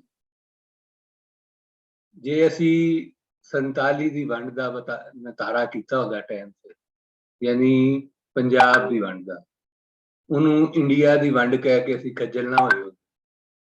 ਅਸੀਂ ਪੰਜਾਬ ਦੀ ਵੰਡ ਦਾ ਨਤਾਰਾ ਕੀਤਾ ਹੁੰਦਾ ਔਰ ਇਹ ਨਤਾਰਾ ਅਸੀਂ ਸ਼ੁਰੂ ਕੀਤਾ ਹੁੰਦਾ ਲਾਹੌਰ ਦਰਬਾਰ ਤੋਂ, ਜਦੋਂ ਅੰਗਰੇਜ਼ਾਂ ਨੇ ਪਹਿਲੀ ਦਫਾ ਇੱਥੇ ਸਿੱਖ ਮੁਸਲਮ ਜਿਹੜਾ ਹੈਗਾ ਉਹ ਕੌਨਫਲਿਕਟ ਨੂੰ ਜਿਹੜਾ ਹੈਗਾ ਯੂਜ਼ ਕੀਤਾ ਸੀ ਔਰ ਜਿਹਾਦ ਤੋਂ ਲੈ ਕੇ ਕਿਹੜੀ ਕੰਮ ਜਿਹੜੇ ਨੇ ਉਹਦੇ ਖਿਲਾਫ ਇਸਤੇਮਾਲ ਨਹੀਂ ਹੋਏ ਔਰ ਉਹਨੂੰ ਇੱਕ ਮੁਸਲਮਾਨਾਂ ਦੇ ਖਿਲਾਫ ਇੱਕ ਹਕੂਮਤ ਡਿਕਲੇਅਰ ਕੀਤਾ ਗਿਆ। ਉਹਨਾਂ ਲੋਕਾਂ ਨੇ ਵੀ ਜਿਨ੍ਹਾਂ ਰਣਜੀਤ ਸਿੰਘ ਦੇ ਹੱਕ 'ਚ ਤਹਿਰੀਰਾਂ ਲਿਖੀਆਂ, ਕਨਿੰਗਮ ਵਰਗੇ ਬੇਸ਼ੁਮਾਰ ਲੋਕ ਹੈਗੇ ਨੇ ਜਿਨ੍ਹਾਂ ਉਹਨਾਂ ਦੇ ਹੱਕ 'ਚ ਵੀ ਲਿਖਿਆ, ਲੇਕਿਨ ਨਾਲ ਉਹਨੂੰ ਸਿੱਖ ਅੰਪਾਇਰ ਕਿਹਾ। ਸੋ ਇਹ ਜਿਹੜੀ ਧਰਮੀ ਵੰਡ ਹੈਗੀ ਹੈ ਉਹ 47 ਤੋਂ ਪਹਿਲੇ ਉਹਦਾ ਇੱਕ ਹੋਰ ਅਸਰ ਹੈਗਾ ਔਰ 47 ਤੋਂ ਬਾਅਦ ਉਹਦਾ ਹੋਰ ਅਸਰ, ਲੇਕਿਨ ਤੁਹਾਨੂੰ ਇੱਕ ਕੰਟੀਨਿਊਟੀ ਨਜ਼ਰ ਆਉਂਦੀ ਹੈ ਔਰ ਉਸ ਕੰਟੀਨਿਊਟੀ ਦਾ ਨਤੀਜਾ ਜਾਏਗਾ ਕਿ ਖਾਸ ਤੌਰ ਤੇ 1965 ਦੀ ਜੰਗ ਤੋਂ ਬਾਅਦ ਇੰਡੀਆ ਪਾਕਿਸਤਾਨ ਦੇ ਵਿੱਚ ਜਿਹੜਾ ਐਂਟੀ ਇੰਡੀਆ ਔਰ ਐਂਟੀ ਪਾਕਿਸਤਾਨ ਕਾਰਡ ਵਰਤਿਆ ਗਿਆ ਉਹ ਵੀ ਧਰਮੀ ਕਾਰਡ ਹੈ, ਕਿਉਂਕਿ ਪਾਕਿਸਤਾਨ ਦੇ ਵਿੱਚ ਐਂਟੀ ਇੰਡੀਆ ਦਾ ਮਤਲਬ ਐਂਟੀ ਹਿੰਦੂ ਹੈ ਐਸੈਂਸ਼ੀਅਲੀ, ਔਰ ਇੰਡੀਆ ਦੇ ਅੰਦਰ ਐਂਟੀ ਪਾਕਿਸਤਾਨ ਕਾਰਡ ਦਾ ਮਤਲਬ ਐਂਟੀ ਮੁਸਲਿਮ ਹੈ। ਔਰ ਇਹ ਕੰਮ ਜਿਹੜੇ ਹੈਗੇ ਨੇ ਸਾਡੀ ਸੈਕੂਲਰ ਫੋਰਸਿਸ, ਕਹਿੰਦੇ ਨਾ ਕਿ ਤਾਲਿਬਾਨ ਆ ਗਏ ਤੇ ਬੀਜੇਪੀ ਆ ਗਈ, ਲੇਕਿਨ ਜਿਹੜੇ ਆਪਣੇ ਆਪ ਨੂੰ ਸੈਕੂਲਰ ਕਹਿੰਦੇ ਸਨ ਉਹਨਾਂ ਨੇ ਵੀ ਇਹ ਐਂਟੀ ਇੰਡੀਆ ਔਰ ਐਂਟੀ ਪਾਕਿਸਤਾਨ ਕਾਰਡ ਦੋ ਪਾਸੀ ਵਰਤਣ ਦੀ ਪੂਰੀ ਕੋਸ਼ਿਸ਼ ਕੀਤੀ ਔਰ ਉਸ ਦੇ ਵਿੱਚੋਂ ਨਿਕਲਿਆ ਕੀ ਅੱਜ ਜਿੱਥੇ ਅਸੀਂ ਬੈਠੇ ਹਾਂ ਉਹੀ ਨਿਕਲਿਆ। ਅਸੀਂ ਇਹੀ ਬੀਜਿਆ ਸੀ ਜੋ ਨਿਕਲਿਆ ਸਾਡੇ। ਉਹਨੂੰ ਅਮਰੀਕੀ ਇਸਤੇਮਾਲ ਕਰਨ ਤੇ ਉਹਨੂੰ ਕੋਈ ਬਰਤਾਨਵੀ ਇਸਤੇਮਾਲ ਕਰਨ ਜਾਂ ਜੋ ਵੀ ਕਰਨ ਉਹ ਇੱਕ ਵੱਖਰਾ ਕੰਮ, ਲੇਕਿਨ ਜੋ ਅਸੀਂ ਬੀਜਿਆ, ਕਿਉਂਕਿ ਅਸੀਂ ਤੁਸੀਂ ਦੇਖੋ ਕਿ 47 ਤੋਂ ਬਾਅਦ ਪੰਜਾਬ ਦੇ 3 ਟੋਟੇ ਉਸ ਪਾਸੇ ਮਜ਼ੀਦ ਹੋਏ ਔਰ ਜਿਹੜੇ ਪਹਿਲੀ ਉਹਨਾਂ ਦੀ ਹੈਗੀ ਸੀ ਸੈਂਸਸ ਹੈਗਾ ਸੀ ਇੰਡੀਆ ਦੇ ਵਿੱਚ, ਉਸ ਸੈਂਸਸ ਤੋਂ ਹੀ ਕੰਮ ਸ਼ੁਰੂ ਹੋ ਗਿਆ ਜਦੋਂ ਉਹਨਾਂ ਨੇ ਹਿੰਦੀ ਮੁਸਲਿਮ ਝਗੜਾ ਛੱਡ ਕੇ ਹਿੰਦੀ ਪੰਜਾਬੀ ਝਗੜਾ ਸ਼ੁਰੂ ਕੀਤਾ। ਉਹਨਾਂ ਪੰਜਾਬ ਵਿੱਚ ਰਹਿਣ ਵਾਲੇ ਹਿੰਦੂਆਂ ਨੂੰ ਕਿਹਾ ਕਿ ਤੁਸੀਂ ਆਪਣੀ ਮਾਂ ਬੋਲੀ ਪੰਜਾਬ ਵਿੱਚ ਵੀ ਔਰ ਜੰਮੂ ਵਿੱਚ ਵੀ। ਪੰਜਾਬੀ ਨਾ ਲਿਖਾਓ, ਤੁਸੀਂ ਹਿੰਦੀ ਲਿਖਾਓ। ਸੋ ਅਸੀਂ ਇੱਥੇ ਪਾਕਿਸਤਾਨ ਦੇ ਵਿੱਚ ਵੀ ਕਰਾਰਦਾਦ ਦੇ ਮਕਾਸਦ ਤੁਸੀਂ ਦੇਖ ਲਓ, ਉਸ ਤੋਂ ਬਾਅਦ ਜੋ ਕੰਮ ਸ਼ੁਰੂ ਹੋਇਆ, ਹਾਲਾਂਕਿ ਉਸਲੇ ਪਾਕਿਸਤਾਨ ਦੇ ਵਿੱਚ 22% ਮਾਈਨੋਰਿਟੀਜ਼ ਹੁੰਦੀਆਂ ਜਦੋਂ ਪਾਕਿਸਤਾਨ ਬਣਿਆ। ਔਰ ਅਗਰ ਉਹ ਪਾਕਿਸਤਾਨ ਜਿਹੜਾ ਹੈਗਾ ਉਹ ਕੈਬਨਿਟ ਮਿਸ਼ਨ ਪਲਾਨ ਦੇ ਤਹਿਤ ਬਣਦਾ ਤੇ ਸ਼ਾਇਦ ਇੱਥੇ 45% ਮਾਈਨੋਰਿਟੀ ਹੁੰਦੀ। ਉਹਨੂੰ ਮਾਈਨੋਰਿਟੀ ਕਹਿਣਾ ਵੀ ਜਿਹੜਾ ਹੈਗਾ ਇੱਕ ਫਜ਼ੂਲ ਗੱਲ ਸੀ। ਲੇਕਿਨ ਜੋ ਕੁਝ ਹੋਇਆ ਉਹਦੇ ਨਤੀਜੇ ਵਿੱਚ ਵੀ ਜੋ 14 ਅਗਸਤ ਔਰ 15 ਅਗਸਤ ਦੇ ਵਿੱਚ ਦੋ ਮੁਲਕ ਬਣੇ, ਉਹਨਾਂ ਮੁਲਕਾਂ ਨੇ ਇੱਕ ਦੂਜੇ ਦੇ ਖਿਲਾਫ ਪਹਿਲੇ ਦਿਨ ਤੋਂ ਕੈਂਪੇਨਸ ਕੀਤੀ। ਇੱਕ ਨੇ ਕਿਹਾ, ਹਾਲਾਂਕਿ ਇੱਕੋ ਢਿੱਡ ਚੋਂ ਜੰਮੇ ਸਨ, ਯਾਨੀ ਇੱਕੋ ਬਿੱਲ ਜਿਹੜਾ ਹੈਗਾ 1947 ਦਾ ਜਿਹੜਾ ਬਿੱਲ ਹੈ, ਜਿਹੜਾ 3 ਜੂਨ ਨੂੰ ਇਹਨਾਂ ਨੇ ਮਨਜ਼ੂਰ ਕੀਤਾ ਔਰ ਉਸ ਤੋਂ ਬਾਅਦ ਬ੍ਰਿਟਿਸ਼ ਅਸੈਂਬਲੀ ਨੇ ਜੁਲਾਈ ਦੇ ਵਿੱਚ ਉਹਨੂੰ ਮਨਜ਼ੂਰ ਕਰਕੇ ਐਕਟ ਬਣਾਇਆ। ਉਹ ਐਕਟ ਤੋਂ ਹੀ ਦੋਵੇਂ ਜੰਮੇ ਸਨ, ਲੇਕਿਨ ਇਹ ਪਹਿਲੇ ਟਵਿਨਸ ਹੈਗੇ ਨੇ ਜਿਹੜੇ ਇੱਕ ਦੂਜੇ ਦੇ ਉੱਤੇ ਹੀ ਉਹਦੇ ਵਜੂਦ ਦੇ ਉੱਤੇ ਇਲਜ਼ਾਮ ਲਾ ਪਹਿਲੇ ਦਿਨ। ਉਹਨਾਂ ਕਿਹਾ ਕਿ ਜਨਾਬ ਪਾਕਿਸਤਾਨ ਤੇ ਸਾਮਰਾਜ ਦੀ ਸਾਜ਼ਿਸ਼ ਸੀ। ਉਹ ਬਈ 3 ਜੂਨ ਨੂੰ ਸਾਈਨ ਕਰਦੇ ਸੋਚਣਾ ਸੀ ਨਾ, ਸਾਮਰਾਜ ਦੀ ਸਾਜ਼ਿਸ਼ ਸੀ, ਤੁਸੀਂ ਸਾਈਨ ਕਿਉਂ ਕੀਤੇ ਸਨ? ਦੂਜੇ ਪਾਸੇ ਪਾਕਿਸਤਾਨ 'ਚ ਇਹੋ ਜਿਹੇ ਲੋਕ ਪੈਦਾ ਹੋਏ ਜਿਨ੍ਹਾਂ ਨੇ ਕਿਹਾ ਕਿ ਨਹੀਂ, ਜਦੋਂ ਪਹਿਲਾ ਬੰਦਾ ਕਨਵਰਟ ਹੋਇਆ ਸੀ ਉਸੇ ਦਿਨ ਪਾਕਿਸਤਾਨ ਬਣ ਗਿਆ, ਇਹ ਤੇ ਅਸੀਂ ਇਸਲਾਮ ਵਾਸਤੇ ਬਣਾ ਰਹੇ ਸੀ ਔਰ ਕਰਾਰਦਾਦ ਦੇ ਮਕਾਸਦ ਤੋਂ ਕੰਮ ਚੁੱਕ ਕੀਤਾ ਉਹਨਾਂ। ਔਰ ਇਹ ਸਾਰਾ ਕੁਝ ਜਿਹੜਾ ਹੈਗਾ, ਅਗਰ ਤੁਸੀਂ ਇਹਨੂੰ ਰੀਕਨਸਟਰਕਟ ਕਰੋ ਤੇ ਇਹਦਾ ਖੁਰਾ ਜਿਹੜਾ ਹੈਗਾ ਉਹ ਇਸ ਗੱਲ ਦੇ ਉੱਤੇ ਨਿਕਲਦਾ ਹੈ ਕਿ ਅਗਰ ਸਾਡੇ ਹਿਸਟੋਰੀਅਨਸ ਨੇ, ਸਾਡੇ ਸਕਾਲਰਸ ਨੇ ਪਹਿਲੇ ਦਿਨ ਤੋਂ ਇਹਨੂੰ ਇੰਡੀਆ ਦੀ ਵੰਡ ਕਹਿਣ ਦੇ ਬਜਾਏ ਪੰਜਾਬ ਦੀ ਵੰਡ ਕਿਹਾ ਹੁੰਦਾ ਤੇ ਸ਼ਾਇਦ ਉਹ ਪਹਿਲੇ ਹੀ ਨਤੀਜੇ ਕੱਢ ਲੈਂਦੇ। ਕਿਉਂਕਿ ਪੰਜਾਬ ਜਿਹੜਾ ਹੈਗਾ ਉਹੀ ਵੰਡਿਆ ਗਿਆ ਔਰ ਜਿਹੜੀ ਡਿਸਪਲੇਸਮੈਂਟ ਹੈ, ਜਿਹੜੇ ਕੱਲੂ ਕਾਲਾ ਹੋਇਆ, ਜਿਹੜੇ ਲੋਕ ਮਰੇ, ਜਿਹੜੀ ਤੁਸੀਂ ਸਾਰਾ ਕੁਝ ਡਾਟਾ ਚੁੱਕ ਕੇ ਦੇਖ ਲਓ ਤਾਂ ਤੁਹਾਨੂੰ 80% ਪੰਜਾਬ ਔਰ ਪੰਜਾਬ ਦੇ ਅੰਦਰ ਵਿੱਚ ਤੁਸੀਂ ਸਕੈਨ ਉਹਨੂੰ ਕਰੋਗੇ ਤੇ ਤੁਹਾਨੂੰ 8-10 ਜ਼ਿਲ੍ਹੇ ਨਜ਼ਰ ਆਉਂਦੇ ਨੇ ਜਿਹਦੇ ਵਿੱਚ ਸਾਰਾ ਕੁਝ। ਔਰ ਐਸੈਂਸ਼ੀਅਲੀ ਉਹਦੇ ਵਿੱਚ ਜਿਹੜੀ ਅਕਸਰੀਅਤ ਹੈ 80% ਤੋਂ ਜ਼ਿਆਦਾ ਉਹ ਜਾਂ ਸਿੱਖ ਔਰ ਮੁਸਲਮਾਨਾਂ।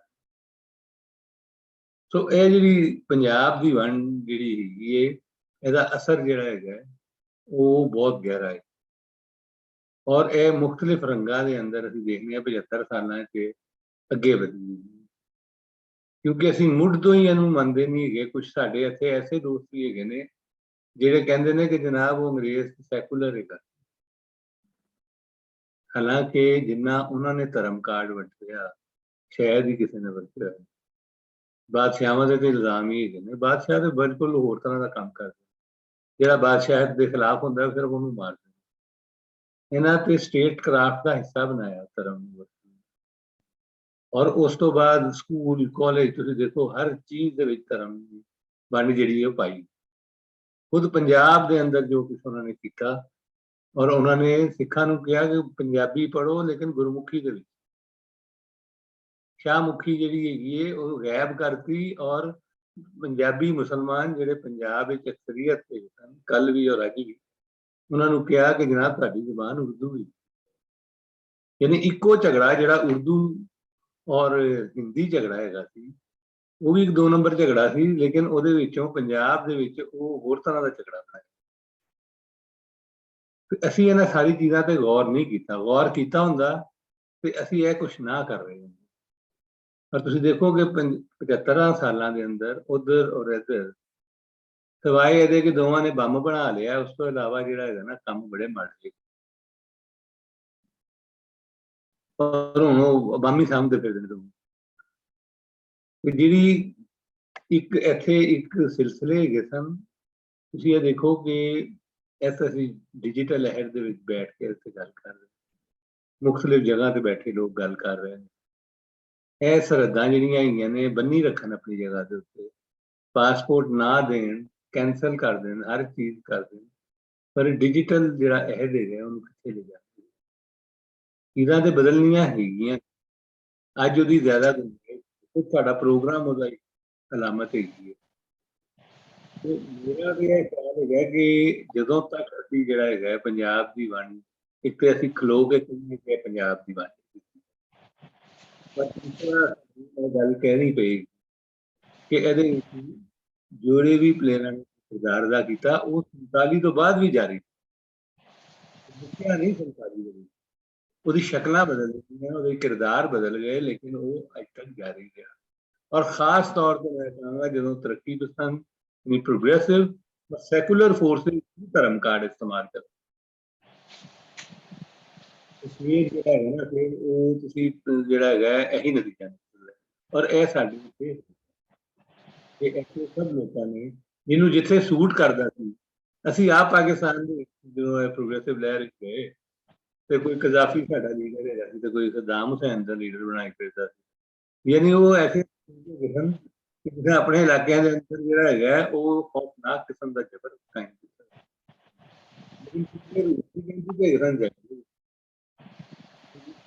ਇਸਤੇਮਾਲ ਕਰੇ ਤੇ ਜਾਇਜ਼ ਹੈਗਾ ਸੀ, ਤੇ ਜੇ ਆਪਣਾ ਕਰੇ ਤੇ ਗਲਤ ਹੈਗਾ ਸੀ। ਇਸ ਤਰ੍ਹਾਂ ਮੈਨੂੰ ਲੱਗਦਾ ਹੈ ਕਿ ਇਹ 75 ਸਾਲਾਂ ਦੇ ਅੰਦਰ ਅਸੀਂ ਕੁਛ ਸੱਚ ਜਿਹੜੇ ਹੈਗੇ ਨਾ ਉਹ ਚਾਹੀਦੇ ਨੇ। ਇਹ ਵੀ ਤੁਹਾਨੂੰ ਦੱਸਣਾ ਚਾਹੀਦਾ ਕਿ ਇਹ ਜਨਾਬ ਪੰਜਾਬ ਦੀ ਵੰਡ ਹੈ, ਇੱਕ ਤੇ ਇਹ ਬੜਾ ਵੱਡਾ ਸੱਚ ਹੈ ਜਿਸ ਖਲੋਣਾ ਚਾਹੀਦਾ। ਇਹ ਵੀ ਬੜਾ ਵੱਡਾ ਸੱਚ ਹੈ ਕਿ ਕਾਂਗਰਸ ਹੋਏ, ਮੁਸਲਿਮ ਲੀਗ ਹੋਏ ਜਾਂ ਅੰਗਰੇਜ਼ ਹੋਏ, ਇਨ ਤਿੰਨਾਂ ਚੋਂ ਕੋਈ ਜੋ ਕੁਝ ਹੋਇਆ ਉਹਦੇ ਵਾਸਤੇ ਤਿਆਰ ਨਹੀਂ। ਇਹਨਾਂ ਨੂੰ ਇਹਦੇ ਉੱਤੇ ਸਖਤ ਇਤਰਾਜ਼ਾਤ ਹੈ, ਲੇਕਿਨ ਇਹਨਾਂ ਨੇ ਬਾਅਦ ਦੇ ਵਿੱਚ ਉਨ ਇਤਰਾਜ਼ਾਤ ਤੇ ਉਨ ਰਿਜ਼ਰਵੇਸ਼ਨ ਦੇ ਉੱਤੇ ਕੋਈ ਗੱਲ ਨਹੀਂ। ਅੰਗਰੇਜ਼ ਤੇ ਇੱਥੋਂ ਜਾਣਾ ਹੀ ਨਹੀਂ ਚਾਹੁੰਦਾ ਸੀ। ਅਗਰ ਅਮਰੀਕੀ ਜੁੱਤੀਆਂ ਨਾ ਪੈਂਦੀਆਂ ਉਹਨੂੰ, ਉਹ ਤੇ ਨਹੀਂ ਜਾਣਾ ਚਾਹੁੰਦਾ ਸੀ। ਅਮਰੀਕੀ ਪ੍ਰੈਸ਼ਰ ਪਿਆ ਔਰ ਉਹਨੇ ਆਪਣੀ ਅਸੈਂਬਲੀ ਦੇ ਅੰਦਰ, ਜਿੱਦਾਂ ਪੀਟਰ ਕਲਾਰਕ ਨੇ ਆਪਣੀ ਕਿਤਾਬ ਦੇ ਵਿੱਚ ਲਾਸਟ 1000 ਡੇਜ਼ ਦੇ ਵਿੱਚ ਬੜੀ ਤਫਸੀਲ ਦੇ ਵਿੱਚ ਜ਼ਿਕਰ ਕੀਤਾ, ਇਹ ਤੇ ਉਹ ਲੋਕ ਹੈਗੇ ਸਨ ਕਿ ਜਿਹੜੇ ਆਪਣੀ ਅਸੈਂਬਲੀਆਂ ਝੂਠ ਬੋਲ ਰਹੇ। ਔਰ ਫਿਰ ਅਗਰ ਤੁਸੀਂ 1947 ਦੀ ਜਿਹੜੀ ਡਿਬੇਟ ਹੈਗੀ ਉਹ ਪੜ੍ਹ ਲਓ, ਜਿਹੜੀ ਬ੍ਰਿਟਿਸ਼ ਅਸੈਂਬਲੀ 'ਚ ਹੋਈ ਇਸ ਬਿੱਲ ਦੇ ਉੱਤੇ, ਉਹਦੇ 'ਚ ਤੁਹਾਨੂੰ ਨਜ਼ਰ ਆਉਂਦਾ ਹੈ ਕਿ ਜਨਾਬ ਇਹ ਤੇ ਉਸ ਦੇ ਅੰਦਰ ਇੱਕ ਰਊਨਤ ਦੇ ਵਿੱਚ ਬੈਠੇ ਹੋਏ ਨੇ ਔਰ ਇਹ ਗੱਲ ਹੀ ਨਹੀਂ ਕਰ ਰਹੇ ਕਿ ਜਨਾਬ ਅਸੀਂ ਅਮਰੀਕਨ ਪ੍ਰੈਸ਼ਰ ਹੀ ਕਿੱਥੋਂ ਜਾ ਰਹੇ। ਫਿਰ ਕਾਂਗਰਸ ਜਿਹੜੀ ਹੈਗੀ ਹੈ, ਤੁਸੀਂ ਦੇਖੋਗੇ ਕਾਂਗਰਸ ਤੇ ਇੰਡੀਆ ਨਹੀਂ ਵੰਡਣਾ ਚਾਹੁੰਦੀ, ਲੇਕਿਨ ਉਹਨੇ ਸੌਦਾ ਕੀਤਾ ਇਹਦਾ ਕਿ ਜਨਾਬ ਪਾਕਿਸਤਾਨ ਕਬੂਲ ਹੈਗਾ ਲੇਕਿਨ ਕਮਜ਼ੋਰ ਮਰਕਜ਼ ਨਹੀਂ ਸਾਨੂੰ ਚਾਹੀਦਾ।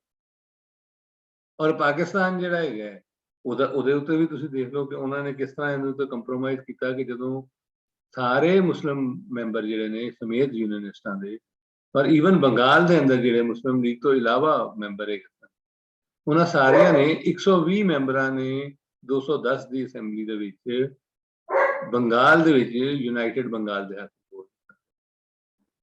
ਤੇ ਜਿਹੜਾ ਪੰਜਾਬ ਵਿੱਚ 23 ਜੂਨ ਦਾ ਇਜਲਾਸ ਹੈਗਾ ਉਹਦੇ ਵਿੱਚ 94 ਬੰਦਿਆਂ ਨੇ 175 ਦੇ ਵਿੱਚੋਂ ਵੰਡ ਦੇ ਖਿਲਾਫ ਵੋਟ ਦਿੱਤਾ ਪੰਜਾਬ ਦੀ। ਫਿਰ ਅਸੈਂਬਲੀਆਂ ਤੋੜੀ ਗਈਆਂ, ਅਸੈਂਬਲੀਆਂ ਨੂੰ ਦੋ ਹਿੱਸਿਆਂ 'ਚ ਕਰਕੇ ਫਿਰ ਆਪਣੇ ਫੈਸਲੇ ਲਿੱਤੇ ਗਏ।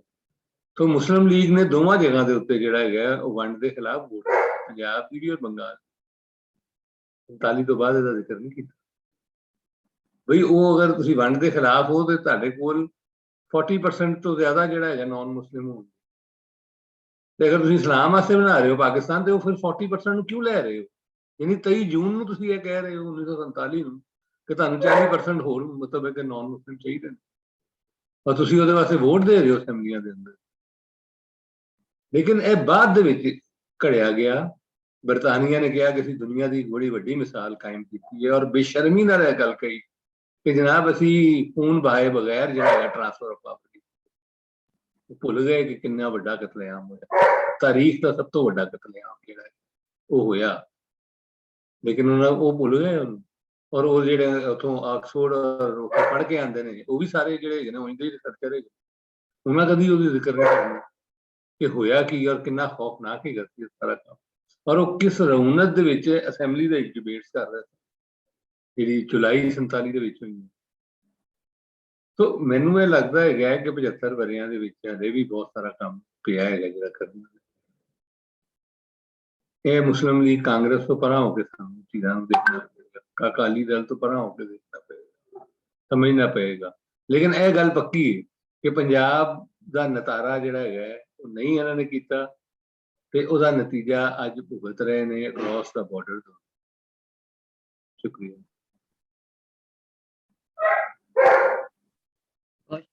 ਬਹੁਤ ਸ਼ੁਕਰੀਆ ਅਮਰ ਰਿਆਜ਼ ਜੀ, ਬੜੇ ਤੁਸੀਂ ਜਿਹੜੇ ਕੋੜੇ ਸੱਚ ਜਿਹੜੇ ਨੇ ਸਾਹਮਣੇ ਲਿਆਂਦੇ ਨੇ।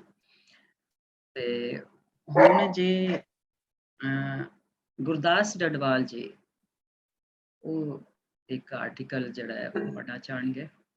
ਜੀ ਗੁਰਦਾਸ ਜੀ। ਥੈਂਕ ਯੂ, ਸ਼ੁਕਰੀਆ। ਮੇਰੀ ਛੋਟੀ ਜਿਹੀ ਆਰਟੀਕਲ ਦਾ ਨਾਂ ਹੈ ਵੰਡ ਦਾ ਜਲੰਧਰ ਦੁਆਬੇ ਤੇ ਅਸਰ। ਸਤਲੁਜ ਅਤੇ ਬਿਆਸ ਦਰਿਆਵਾਂ ਦੇ ਵਿਚਕਾਰ ਸਮੋਇਆ ਦੁਆਬੇ ਦੇ ਇਲਾਕੇ ਵਿੱਚ ਸੰਨ 47 ਦੇ ਰੌਲਿਆਂ ਦਾ ਜ਼ਿਕਰ ਅੱਜ ਵੀ ਹੁੰਦਾ ਹੈ। ਭਾਵੇਂ ਉੱਥੋਂ ਲੋਕ ਇੰਗਲੈਂਡ ਵਿੱਚ ਵੀ ਜਾ ਵਸੇ ਨੇ, ਉਹ ਹੁਣ ਤੱਕ ਉਹ ਦੁਰਘਟਨਾ ਅੱਜ ਵੀ ਯਾਦ ਰੱਖਦੇ ਨੇ ਜਦੋਂ ਜ਼ੋਰਦਾਰ ਵਰਖਾ ਅਤੇ ਚਿੱਟੀ ਵੇਈਂ ਦੇ ਹਰਨ ਨਾਲ ਅਣਗਿਣਤ ਲੋਕਾਂ ਦੀ ਮੌਤ ਹੋਈ ਸੀ। ਦੱਸਣ ਵਾਲੇ ਲੋਕ ਉਸ ਵਕਤ ਆਪ ਛੋਟੀ ਉਮਰ ਦੇ ਸਨ, ਪਰ ਉਹਨਾਂ ਨੇ ਚਾਹੇ ਅੱਖੀ ਦੇਖਿਆ ਜਾਂ ਸੁਣਿਆ ਕਿ ਵੰਡ ਪੈਣ ਤੋਂ ਬਾਅਦ ਬਹੁਤ ਮੁਸਲਮਾਨ ਪਾਕਿਸਤਾਨ ਵੱਲ ਜਾ ਰਹੇ ਸਨ ਅਤੇ ਹਿੰਦੂ, ਸਿੱਖ ਆਦਿ ਲਹਿੰਦੇ ਪੰਜਾਬ ਤੋਂ ਚੜ੍ਹਦੇ ਪੰਜਾਬ ਨੂੰ ਆ ਰਹੇ ਸਨ। ਉਸ ਸਮੇਂ ਕਈ ਥਾਵਾਂ ਚਿੱਟੀ ਵੇਈਂ ਹੜ ਗਈ ਸੀ, ਖਾਸ ਕਰਕੇ ਫਗਵਾੜੇ ਤੋਂ ਜਲੰਧਰ ਦੇ ਪੁਲ ਦੇ ਰਾਹ ਤੇ। ਇਸ ਕਾਰਨ ਬਹੁਤੇ ਲੋਕ ਅਤੇ ਉਹਨਾਂ ਦੇ ਪਸ਼ੂ ਜੋ ਆਪਣੇ ਨਾਲ ਲੈ ਕੇ ਜਾ ਰਹੇ ਸਨ ਮਰ ਗਏ। ਉਸ ਸਮਾਂ ਇਹੋ ਜਿਹਾ ਵੀ ਸੀ ਕਿ ਹਰ ਪਾਸੇ ਹਨੇਰੀ ਪੈ ਗਈ ਸੀ। ਮਨੁੱਖ ਨੂੰ ਮਨੁੱਖ ਦੀ ਕਦਰ ਕੀਮਤ ਭੁੱਲ ਗਈ ਸੀ। ਹੁਣ 2022 ਦੇ ਸਾਲ ਵਿੱਚ ਵੰਡ ਹੋਏ ਨੂੰ 75 ਵਰ੍ਹੇ ਗੁਜ਼ਰ ਚੁੱਕੇ ਨੇ, ਪਰ ਫਿਰ ਵੀ ਮੁਸਲਮਾਨ ਲੋਕਾਂ ਦੀ ਯਾਦ ਜ਼ਿੰਦਾ ਹੈ ਜੋ ਦੁਆਬੇ ਨੂੰ ਛੱਡ ਕੇ ਪਾਕਿਸਤਾਨ ਵੱਲ ਨੂੰ ਚਲੇ ਗਏ ਸਨ। ਇੰਟਰਨੈਟ ਰਾਹੀਂ ਲੋਕ ਖੋਜ ਕਰਦੇ ਨੇ ਕਿ ਜੋ ਇੱਥੋਂ ਉੱਠ ਕੇ ਗਏ ਸਨ ਉਹ ਹੁਣ ਕਿੱਥੇ ਰਹਿੰਦੇ ਨੇ ਅਤੇ ਉਹਨਾਂ ਦਾ ਵਸੇਬਾ ਕਿਹੋ ਜਿਹਾ ਹੈ। ਦੁਆਬੇ ਵਿੱਚ ਫਿਰਦਿਆਂ ਪੁਰਾਣੀਆਂ ਸਾਂਝਾਂ ਦੀ ਝਲਕ ਮਿਲਦੀ ਹੈ, ਜਿਵੇਂ ਕਿ ਜਲੰਧਰ ਸ਼ਹਿਰ ਦੇ ਕੁਝ ਥਾਵਾਂ ਦੇ ਨਾਵਾਂ ਵਿੱਚ ਬਸਤੀ ਗਣੇਸ਼ ਮੁੰਡਾ, ਬਸਤੀ ਬਾਬਾ ਖੇਲ, ਬਸਤੀ ਸ਼ੇਖ ਦਰਵੇਸ਼ ਆਦਿ ਜੋ ਮੁਸਲਮਾਨਾਂ ਨੇ ਵਸਾਈਆਂ ਸਨ। ਕਪੂਰਥਲੇ ਦੇ ਜ਼ਿਲ੍ਹੇ ਵਿੱਚ ਕੁਝ ਪਿੰਡਾਂ ਦੀ ਆਬਾਦੀ ਜ਼ਿਆਦਾਤਰ ਮੁਸਲਮਾਨਾਂ ਦੀ ਸੀ, ਜਿਵੇਂ ਕਿ ਫਗਵਾੜੇ ਤੋਂ ਕੁਝ ਮੀਲ ਦੂਰ ਖਾਟੀ ਅਤੇ ਰਾਵਲਪਿੰਡੀ। ਇੱਥੋਂ ਦੇ ਮੁਸਲਮਾਨ ਲੋਕ ਦੁਆਬੇ ਨੂੰ ਛੱਡ ਕੇ ਪਾਕਿਸਤਾਨ ਨੂੰ ਰਵਾਨਾ ਹੋ ਗਏ ਸਨ, ਕੁਝ ਰੌਲਿਆਂ ਤੋਂ ਪਹਿਲਾਂ, ਕੁਝ ਚੜ੍ਹਦੇ ਦੰਗਿਆਂ ਵਿੱਚ ਜਦੋਂ ਉਹਨਾਂ ਨੂੰ ਉਠਾ ਲਿਆ ਗਿਆ। ਉਹਨਾਂ ਦੇ ਥਾਂ ਹਿੰਦੂ ਅਤੇ ਸਿੱਖ ਪਰਿਵਾਰਾਂ ਨੂੰ ਬਹਾਲਿਆ ਗਿਆ ਜੋ ਲਹਿੰਦੇ ਪੰਜਾਬ ਨੂੰ ਛੱਡ ਕੇ ਆਏ ਜਾਂ ਉਠਾਲੇ ਗਏ ਸਨ। ਦੁਆਬੇ ਦੇ ਕੁਝ ਲੋਕ ਲਹਿੰਦੇ ਪੰਜਾਬ ਦੇ ਬਾਹਰ ਦੇ ਇਲਾਕਿਆਂ ਵਿੱਚ ਕਈ ਸਾਲ ਪਹਿਲਾਂ ਵਸੇ ਸਨ, ਜਦੋਂ ਅੰਗਰੇਜ਼ਾਂ ਨੇ ਨਹਿਰਾਂ ਕੱਢ ਕੇ ਬਾਹਰ ਉਪਜਾਊ ਬਣਾਇਆ ਸੀ। ਵੰਡ ਵੇਲੇ ਹਿੰਦੂ ਅਤੇ ਸਿੱਖ ਲੋਕ ਦੁਆਬੇ ਨੂੰ ਵਾਪਸ ਪਰਤੇ। ਦੁੱਖ ਦੀ ਇਹ ਗੱਲ ਹੈ ਕਿ ਜਿਵੇਂ ਜਿਵੇਂ ਸਿਆਣਿਆਂ ਦੀ ਗਿਣਤੀ ਘਟਦੀ ਜਾ ਰਹੀ ਹੈ, ਤਿਵੇਂ ਪੁਰਾਣੀਆਂ ਯਾਦਾਂ ਠੰਡੀਆਂ ਹੁੰਦੀਆਂ ਜਾ ਰਹੀਆਂ ਹਨ। ਜੋ 47 ਤੋਂ ਬਾਅਦ ਜੰਮੇ ਸਨ, ਉਹਨਾਂ ਨੇ ਆਪਣੇ ਮਾਪਿਆਂ ਤੋਂ ਵੰਡ ਦੀਆਂ ਕਹਾਣੀਆਂ ਸੁਣੀਆਂ ਨੇ, ਪਰ ਹੁਣ ਆਪਾਂ ਤੀਜੀ ਅਤੇ ਚੌਥੀ ਪੀੜ੍ਹੀ ਵੱਲ ਆ ਗਏ ਹਾਂ। ਇੰਗਲੈਂਡ ਵਿੱਚ ਵੀ ਜੋ ਲੋਕ ਦੁਆਬੇ ਤੋਂ ਜਾ ਕੇ ਵਸੇ ਨੇ, ਉਹਨਾਂ ਨੇ ਵੀ ਆਪਣੇ ਬੱਚਿਆਂ ਨੂੰ ਰੌਲਿਆਂ ਬਾਰੇ ਦੱਸਿਆ ਹੈ, ਪਰ ਤੀਜੀ ਅਤੇ ਚੌਥੀ ਪੀੜ੍ਹੀ ਦੇ ਲੋਕਾਂ ਨੂੰ ਵੰਡ ਬਾਰੇ ਡੂੰਘੀ ਜਾਣਕਾਰੀ ਨਹੀਂ ਹੈ। ਇਸ ਨੂੰ ਧਿਆਨ ਵਿੱਚ ਰੱਖਦਿਆਂ ਤਾਂ ਕਿ ਅੱਖੀ ਡਿੱਠਾ ਹਾਲ ਆਉਣ ਵਾਲੀਆਂ ਪੀੜ੍ਹੀਆਂ ਨੂੰ ਵੀ ਪਤਾ ਰਹੇ, ਅੰਮ੍ਰਿਤਸਰ ਵਿਖੇ ਪਾਰਟੀਸ਼ਨ ਮਿਊਜ਼ੀਅਮ ਸਥਾਪਿਤ ਕੀਤਾ ਗਿਆ ਹੈ। ਇੱਥੇ ਵੰਡ ਦੇ ਬਾਰੇ ਲੋਕਾਂ ਨੇ ਆਪਣੀਆਂ ਨਿੱਜੀ ਯਾਦਗਿਰੀਆਂ ਭੇਟ ਕੀਤੀਆਂ ਨੇ। ਗਹਿਣੇ ਰੱਖਣ ਵਾਲੇ ਡੱਬੇ, ਭਾਂਡੇ, ਪੇਟੀ, ਕੱਪੜੇ ਆਦਿ ਜੋ ਲੋਕ ਉੱਠਣ ਵਕਤ ਆਪਣੇ ਲਈ ਚੁੱਕ ਕੇ ਲਿਆਏ ਸਨ, ਉਹ ਉਹਨਾਂ ਨੇ ਅਜਾਇਬ ਘਰ ਨੂੰ ਦੇ ਦਿੱਤੇ। ਲੋਕਾਂ ਦੀ ਜ਼ੁਬਾਨੀ ਦਿੱਤੀ ਜਾਣਕਾਰੀ ਵੀ ਸੁਣਨ ਨੂੰ ਮਿਲਦੀ ਹੈ ਜੋ ਰਿਕਾਰਡ ਜਾਂ ਭਰੀ ਗਈ ਹੈ। ਇੱਕ ਹੋਰ ਪ੍ਰੋਗਰਾਮ 47 ਦੇ ਸੰਬੰਧ ਵਿੱਚ ਗੁਨੀਤਾ ਭੱਲਾ ਦੇ ਯੋਗਦਾਨ ਹੇਠ ਲਿਖਿਆ ਗਿਆ, ਜਿਸ ਦਾ ਨਾਮ 1957 ਪਾਰਟੀਸ਼ਨ ਆਰਕਾਈਵਜ਼ ਹੈ। ਇਹ ਲੋਕਾਂ ਤੋਂ ਜਾਣਕਾਰੀ ਹਾਸਲ ਕਰਨ ਦੀ ਮੁਹਿੰਮ ਹੈ ਜਿਹੜਾ ਹਰ ਕੋਈ ਇੰਟਰਨੈਟ ਰਾਹੀਂ ਸੁਣ ਸਕਦਾ ਹੈ। ਇਹ ਉਪਰਾਲੇ ਸ਼ਲਾਘਾਯੋਗ ਨੇ, ਪਰ ਢੇਰ ਸਾਰੀਆਂ ਯਾਦਾਂ ਹਜੇ ਵੀ ਕਿਤੇ ਲਿਖੀਆਂ ਜਾਂ ਭਰੀਆਂ ਨਹੀਂ ਗਈਆਂ। ਇਹ ਘਾਟ ਪੂਰੀ ਕਰਨ ਲਈ ਕੁਝ ਲੋਕ ਸੇਵਕਾਂ ਨੇ YouTube ਰਾਹੀਂ ਜਾਣਕਾਰੀ ਸਾਂਝੀ ਕੀਤੀ ਗਈ ਹੈ। ਕੁਝ ਚੈਨਲਾਂ ਦਾ ਵੇਰਵਾ ਹੈ। ਲਹਿੰਦੇ ਪੰਜਾਬ ਵਿੱਚ ਪੰਜਾਬੀ ਲਹਿਰ, ਨਾਸਿਮ ਢਿੱਲੋਂ ਅਤੇ ਭੁਪਿੰਦਰ ਸਿੰਘ, ਦੇਸੀ ਇੰਪੋਟੇਨਾ, ਸਾਂਝਾ ਪੰਜਾਬ 1957, ਚੜ੍ਹਦੇ ਪੰਜਾਬ ਵਿੱਚ 47 ਨਾਵਾਂ ਸੰਭਵਤਾਮੀ ਨੇ ਲਿਖਿਆ ਗਿਆ ਹੈ, ਸੋਹਣੀ ਧਰਤੀ ਪੰਜਾਬ। ਇਹਨਾਂ ਉਪਰਾਲਿਆਂ ਸਦਕਾ ਆਮ ਲੋਕ ਖੋਜ ਕਰ ਸਕਦੇ ਨੇ ਕਿ ਜੋ ਲੋਕ ਉੱਠ ਕੇ ਗਏ ਨੇ ਉਹਨਾਂ ਦਾ ਹੁਣ ਕੀ ਹਾਲ ਹੈ। ਇੱਥੋਂ ਉਹ ਜਾਣਕਾਰੀ ਵੀ ਮਿਲ ਸਕਦੀ ਹੈ ਜੋ ਵਡੇਰੇ ਨਹੀਂ ਦੱਸਦੇ।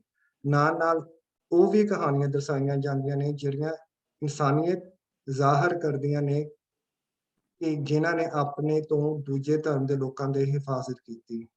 ਇਸ਼ਤਿਆਕ ਅਹਿਮਦ ਨੇ ਆਪਣੀ ਕਿਤਾਬ ਦ ਪੰਜਾਬ ਬਲੱਡੀ ਪਾਰਟੀਸ਼ਨ ਐਂਡ ਕਲੈਂਸ ਵਿੱਚ ਭਰਪੂਰ ਜਾਣਕਾਰੀ ਦਿੱਤੀ ਹੋਈ ਹੈ ਕਿ ਵੰਡ ਕਿਸ ਤਰ੍ਹਾਂ ਤੈਅ ਕੀਤੀ ਗਈ ਸੀ। ਉਸ ਸਮੇਂ ਦੇ ਸਿਆਸਤਦਾਨੀਆਂ ਦੀ ਕੀ ਹਾਜ਼ਰੀ ਸੀ ਵੰਡ ਨੂੰ ਮੁਕੰਮਲ ਕਰਨ ਲਈ, ਪਰ ਉਹਨਾਂ ਨੇ ਉਹ ਵੀ ਪਤਾ ਕੀਤਾ ਕਿ ਉਸ ਵੇਲੇ ਲੋਕਾਂ ਨਾਲ ਕਿਹੋ ਜਿਹਾ ਵਰਤਾਰਾ ਮਿਲਿਆ ਜੋ ਆਮ ਕਿਤਾਬਾਂ ਵਿੱਚ ਨਹੀਂ ਮਿਲਦਾ। ਦੁਆਬੇ ਦੇ ਇਲਾਕੇ ਦੇ ਕੁਝ ਲੋਕਾਂ ਦਾ ਖਿਆਲ ਸੀ ਕਿ ਜਲੰਧਰ ਅਤੇ ਹੁਸ਼ਿਆਰਪੁਰ ਪਾਕਿਸਤਾਨ ਨੂੰ ਦਿੱਤੇ ਜਾਣਗੇ, ਪਰ ਜਦੋਂ ਇਹ ਜ਼ਿਲ੍ਹੇ ਇੰਡੀਆ ਨੂੰ ਮਿਲੇ ਤਾਂ ਹਫੜਾ ਦਫੜੀ ਮਚ ਗਈ। ਅੱਜ ਦੇ ਸਮੇਂ 75 ਵਰ੍ਹਿਆਂ ਬਾਅਦ ਦੁਆਬੇ ਵਿੱਚ ਮੁਸਲਮਾਨ ਪਰਿਵਾਰ ਜੋ ਨਹੀਂ ਉੱਠ ਕੇ ਗਏ, ਉਹ ਸ਼ਾਂਤਮਈ ਢੰਗ ਨਾਲ ਜੀ ਰਹੇ ਨੇ। 47 ਨਾਮਾ YouTube ਚੈਨਲ ਰਾਹੀਂ ਪਤਾ ਲੱਗਦਾ ਹੈ ਕਿ ਦੁਆਬੇ ਦੇ ਮੁਸਲਮਾਨਾਂ ਦੀ ਹੁਣ ਰਿਹਾਇਸ਼ ਕਿੱਥੇ ਹੈ। ਪੁਰਾਣੀਆਂ ਮਸੀਤਾਂ ਅਤੇ ਦਰਗਾਹਾਂ ਦੀ ਮੁਰੰਮਤੀ ਕੀਤੀ ਜਾ ਰਹੀ ਹੈ। ਯੋਗੇਸ਼ ਸਨੇਹੀ ਨੇ ਆਪਣੀ ਕਿਤਾਬ ਸਪੈਸ਼ਲਾਈਜ਼ ਇਨ ਪੋਪੂਲਰ ਸਿਟੀ ਸ਼ਰਾਈਨਸ ਵਿੱਚ ਜਾਣਕਾਰੀ ਦਿੱਤੀ ਹੈ ਕਿ ਚੜ੍ਹਦੇ ਪੰਜਾਬ ਵਿੱਚ ਸੂਫੀ ਦਰਗਾਹਾਂ ਵਿੱਚ ਜ਼ਿਆਦਾਤਰ ਗੈਰ ਮੁਸਲਮਾਨ ਜਾਰੀ ਹੁੰਦੇ ਨੇ, ਭਾਵੇਂ ਮੁਸਲਮਾਨ ਚੜ੍ਹਦੇ ਪੰਜਾਬ ਵਿੱਚ ਥੋੜੇ ਨੇ ਸੂਫੀ ਅਸਥਾਨ ਸੰਭਾਲੇ ਹੋਏ ਨੇ। ਫਗਵਾੜੇ ਕੋਲ ਮੰਧਾਲੀ ਸ਼ਰੀਫ ਦਾ ਅਸਥਾਨ ਹੈ। ਯੋਗੇਸ਼ ਸਨੇਹੀ ਦੱਸਦੇ ਨੇ ਕਿ ਰੋਜ਼ਾ ਮੰਧਾਲੀ ਸ਼ਰੀਫ 1785 ਈਸਵੀ ਵਿੱਚ ਬਾਬਾ ਅਬਦੁੱਲਾ ਸ਼ਾਹ ਕਾਦਰੀ ਨੇ ਸਥਾਪਿਤ ਕੀਤਾ ਸੀ। ਇੱਥੇ ਹਰ ਧਰਮ ਦੇ ਲੋਕ ਮੱਥਾ ਟੇਕਣ ਜਾਂਦੇ ਹਨ। ਇਹ ਸਾਂਝੀਵਾਲਤਾ ਦਾ ਪ੍ਰਤੀਕ ਹੈ। ਹੁਣ ਏਦਾਂ ਲੱਗਦਾ ਹੈ ਕਿ ਜੋ ਪਹਿਲਾਂ ਦੀ ਨਫ਼ਰਤ ਜਿਹੜੀ ਖਿਲਰੀ ਪੱਤਰੀ ਹੋਈ ਸੀ ਰੌਲਿਆਂ ਦੇ ਸੰਬੰਧ ਵਿੱਚ, ਹੁਣ ਪਛਤਾਵੇ ਅਤੇ ਪਿਆਰ ਵਿੱਚ ਬਦਲ ਗਈ ਹੈ।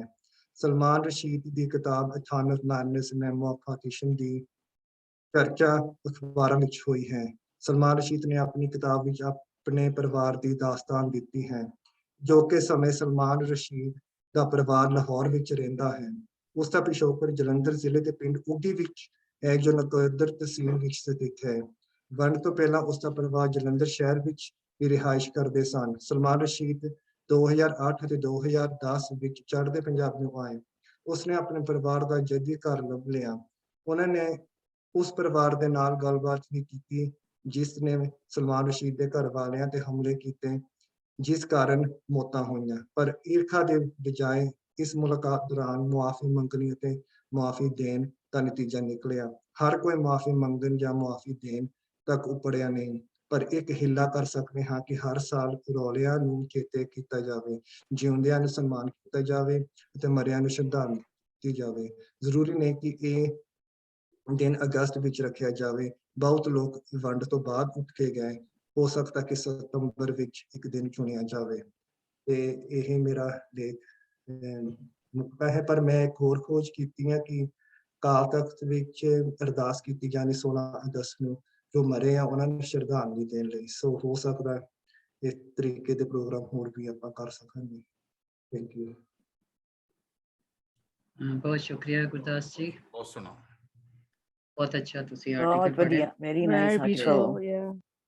ਹਾਂਜੀ, ਅੱਛਾ ਹੁਣ ਬੀਬਾ ਜੀ ਕੁਝ ਬਹੁਤ ਕਹਾਣੀ ਦੀ ਅੱਛਾ। ਸੂਰਤ ਦੇ ਵਿੱਚ ਬੀਬਾ ਜੀ ਹੁਣ ਪੜ੍ਹਨਗੇ। ਕੁਝ ਯਾਦਾਂ ਨੇ ਉਹਨਾਂ ਦੀਆਂ, ਉਹਨਾਂ ਦੇ ਪੇਰੈਂਟਸ ਦੀਆਂ, ਉਹਨਾਂ ਦੇ ਮਾਪਿਆਂ ਦੀਆਂ। ਜੀ ਬੀਬਾ ਜੀ। ਹਾਂਜੀ, ਸ਼ੁਕਰੀਆ ਜੀ, ਬਹੁਤ ਸ਼ੁਕਰੀਆ। ਇਹ ਮੇਰੇ ਨਾਨਕੇ ਪਰਿਵਾਰ ਦੀ ਆਪ ਬੀਤੀ ਹੈ ਜੀ। ਸੋ ਤੁਹਾਡੇ ਨਾਲ ਸਾਂਝਾ ਕਰਨਾ ਚਾਹੁੰਦੀ। ਉਹਦੇ ਪਹਿਲਾਂ ਇੱਕ ਦੋ ਜਿਹੜੇ ਮੇਰੇ ਆਪਣੇ ਖਿਆਲ ਨੇ ਉਹ ਤੁਹਾਡੇ ਨਾਲ 2 ਮਿੰਟ ਲਈ 1 ਸੈਕਿੰਡ ਲਈ ਸਾਂਝੇ ਕਰਨਾ ਚਾਹੁੰਦੀ ਹਾਂ। ਮੇਰੇ ਨਾਨਕੇ ਗੁਜਰਾਂਵਾਲੇ ਦੇ ਸਨ ਤੇ ਜਿਹੜੇ ਦਾਦਕੇ ਉਹ ਲਾਇਲਪੁਰ ਦੇ। ਸਾਡੇ ਵਡੇਰਿਆਂ ਨੇ 47 ਨੂੰ ਕਦੇ ਵੀ ਆਜ਼ਾਦੀ ਨਹੀਂ ਕਿਹਾ, ਹਮੇਸ਼ਾ ਬਟਵਾਰਾ ਹੀ ਕਿਹਾ, ਜੋ ਭਰਾਵਾਂ ਵਿੱਚ ਹੁੰਦਾ ਹੈ। ਜਦ ਵੀ ਕਿਸੇ ਨੇ ਪੁੱਛਿਆ ਤੁਸੀਂ ਕਿੱਥੋਂ ਦੇ ਹੋ, ਉਹਨਾਂ ਨੇ ਹਮੇਸ਼ਾ ਗੁਜਰਾਂਵਾਲੇ ਔਰ ਲਾਇਲਪੁਰ ਹੀ ਦੱਸਿਆ, ਕਦੇ ਵੀ ਪਟਿਆਲਾ ਜਲੰਧਰ ਨਹੀਂ ਕਿਹਾ। ਔਰ ਮੈਨੂੰ ਪੱਕਾ ਯਕੀਨ ਹੈ ਕਿ ਰਾਵੀ ਦੇ ਉਸ ਪਾਰ ਵੀ ਇਹੀ ਕਹਾਣੀ ਹੋਵੇਗੀ ਕਿ ਮੁਲਕ ਵਾਕਈ ਆਜ਼ਾਦ ਹੋਇਆ ਸੀ ਜਾਂ ਅਸੀਂ ਆਪਣੇ ਤੇ ਹਕੂਮਤ ਕਰਨ ਵਾਲਿਆਂ ਦੇ ਸਿਰਫ ਨਾਂ ਹੀ ਬਦਲੇ ਸਨ। ਸਾਡੇ ਨਵੇਂ ਹੁਕਮਰਾਨ ਸਨ ਮੁਲਕ ਦੀਆਂ ਸਿਆਸੀ ਪਾਰਟੀਆਂ, ਜਿਨ੍ਹਾਂ ਨੇ ਮਜ਼ਹਬ ਨੂੰ ਆਪਣਾ ਹਥਿਆਰ ਬਣਾ ਲਿਆ ਸੀ। ਦੋਵੇਂ ਮੁਲਕਾਂ ਦੇ ਵਿੱਚ ਪੰਜਾਬ ਦੀ ਹਾਲਤ ਇੱਕ ਮਤਰੇਈ ਪੁੱਤ ਵਰਗੀ ਸੀ ਔਰ ਹੁਣ ਵੀ ਹੈ। ਪੰਜਾਬੀ ਹਾਲੇ ਵੀ ਆਪਣੀਆਂ ਉਜੜੀਆਂ ਜ਼ਿੰਦਗੀਆਂ ਦੀਆਂ ਲਾਸ਼ਾਂ ਮੋਢਿਆਂ ਤੇ ਚੁੱਕੀ ਮੁਲਕੀ ਫਿਰ ਰਹੇ ਨੇ, ਉਸ ਜ਼ਮੀਨ ਦੇ ਟੋਟੇ ਦੀ ਤਲਾਸ਼ ਵਿੱਚ ਜੋ ਉਹਨਾਂ ਨੂੰ ਗਲ ਲਾਵੇ ਤੇ ਜਿਸ ਨੂੰ ਉਹ ਆਪਣਾ ਕਹਿ ਸਕਣ। ਇਸ ਆਜ਼ਾਦੀ ਦੀ ਜਿੱਤ ਵਿੱਚ ਸਭ ਤੋਂ ਵੱਡੀ ਸ਼ਿਕਸਤ ਸਾਡੇ ਸਾਂਝੇ ਪੰਜਾਬ ਦੀ ਹੋਈ। ਔਰ ਸਭ ਤੋਂ ਵੱਡੀ ਅਫਸੋਸ ਦੀ ਗੱਲ ਇਹ ਹੈ ਕਿ ਅਜੇ ਵੀ ਚੜ੍ਹਦੇ ਔਰ ਲਹਿੰਦੇ ਪੰਜਾਬ ਨੂੰ 75 ਸਾਲਾਂ ਬਾਅਦ ਵੀ ਆਪਣੇ ਹਕੂਕਾਂ ਲਈ ਰੋਜ਼ ਲੜਨਾ ਪੈ ਰਿਹਾ ਹੈ। ਔਰ ਸਭ ਤੋਂ ਵੱਡੀ ਸੱਟ, ਜਦ ਤੁਸੀਂ ਕਿਸੇ ਵੀ ਕੌਮ ਦੀ ਬੋਲੀ ਉਸ ਕੋਲੋਂ ਖੋਹ ਲੈਂਦੇ ਹੋ ਤੇ ਤੁਸੀਂ ਉਸਦੀ ਜ਼ਬਾਨ ਕੱਟ ਦਿੰਦੇ ਹੋ, ਤੁਸੀਂ ਉਸਦੇ ਪਿਛੋਕੜ, ਉਸਦੀ ਲਿਖਤ, ਉਸਦੀ ਸੱਭਿਅਤਾ, ਮੈਂ ਤਾਂ ਕਹਾਂਗੀ ਕਿ ਉਸਦੀ ਹੋਂਦ ਤੇ ਹੀ ਸੱਟ ਮਾਰਦੇ ਹੋ। ਖੈਰ ਇਹ ਤਾਂ ਥੋੜੀ ਸੋਚ ਹੈ ਮੇਰੀ, ਪਰ ਮੈਂ ਤੁਹਾਨੂੰ ਆਪਣੀ ਪਰਿਵਾਰ ਦੀ ਕਹਾਣੀ ਤੁਹਾਡੇ ਨਾਲ ਸਾਂਝੀ ਕਰਦੀ ਹਾਂ। ਇਹ ਇੱਕ ਪਰਿਵਾਰ ਦੀ ਕਹਾਣੀ ਤੇ ਸ਼ਾਇਦ ਹਜ਼ਾਰਾਂ ਪਰਿਵਾਰਾਂ ਦੀ ਕਹਾਣੀ ਹੈ, ਜਿਨ੍ਹਾਂ ਵਿੱਚ ਮਰਨ ਵਾਲੇ ਵੀ ਆਪਣੇ, ਮਾਰਨ ਵਾਲੇ ਵੀ ਆਪਣੇ ਤੇ ਬਚਾਉਣ ਵਾਲੇ ਵੀ ਆਪਣੇ ਸਨ।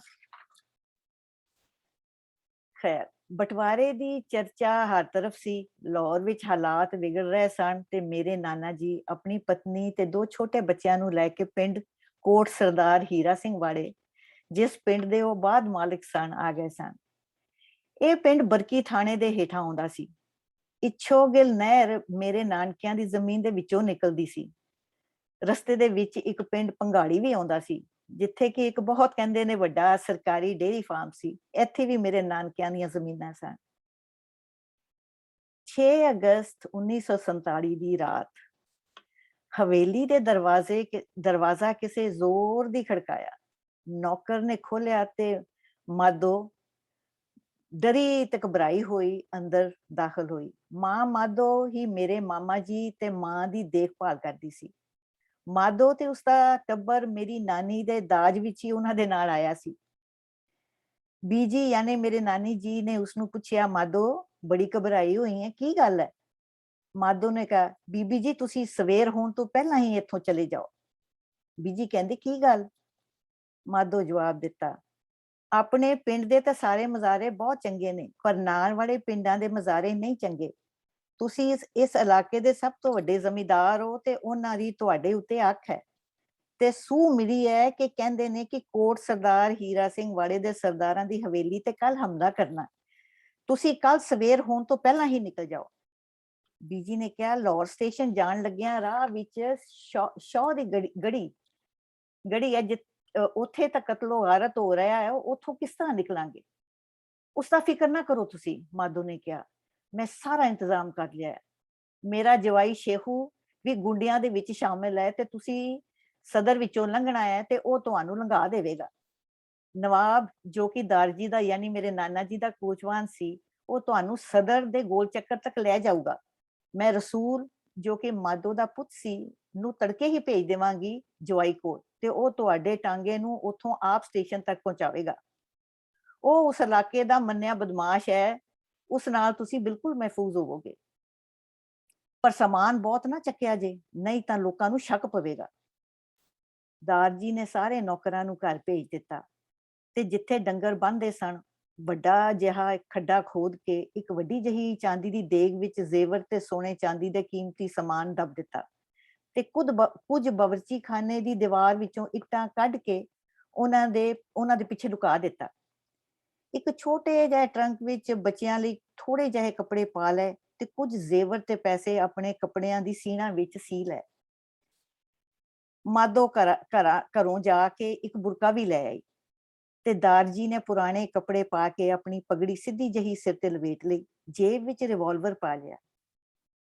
ਇਹ ਸੋਚ ਕੇ ਨਹੀਂ ਕਿ ਮੈਂ ਮੁਕਾਬਲਾ ਕਰਾਂਗਾ, ਪਰ ਇਹ ਸੋਚ ਕੇ ਕਿ ਜੇ ਰੱਬ ਨਾ ਕਰੇ ਬੁਰਾ ਵਕਤ ਆਇਆ ਤੇ ਮੈਂ ਆਪਣੀ ਜਵਾਨ ਬੀਵੀ ਤੇ ਨਿੱਕੀ ਧੀ ਨੂੰ ਮਾਰ ਦੇਵਾਂਗਾ।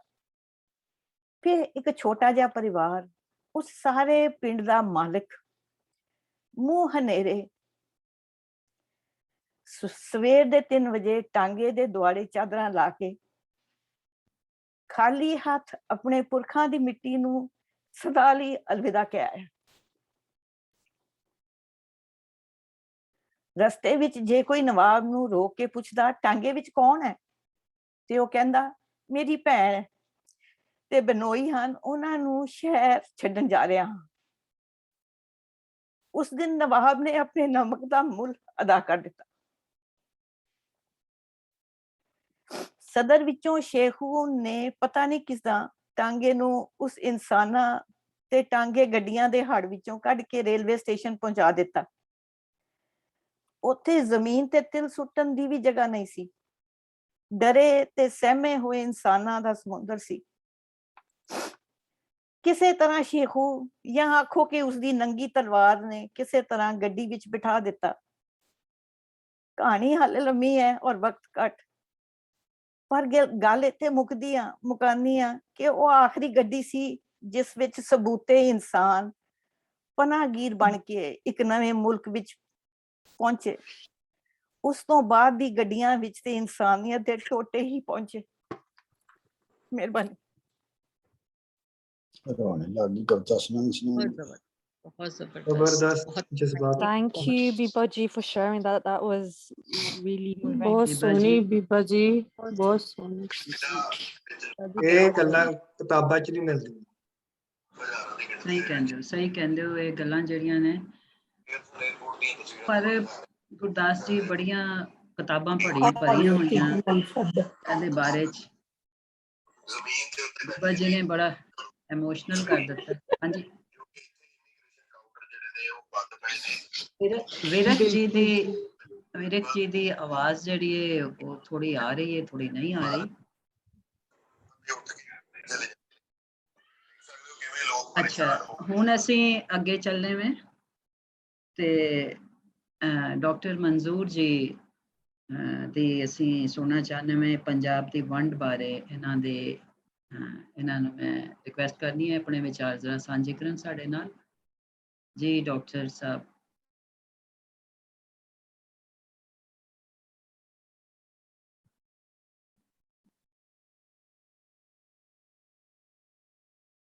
जी डॉक्टर साहब आवाज आ रही है?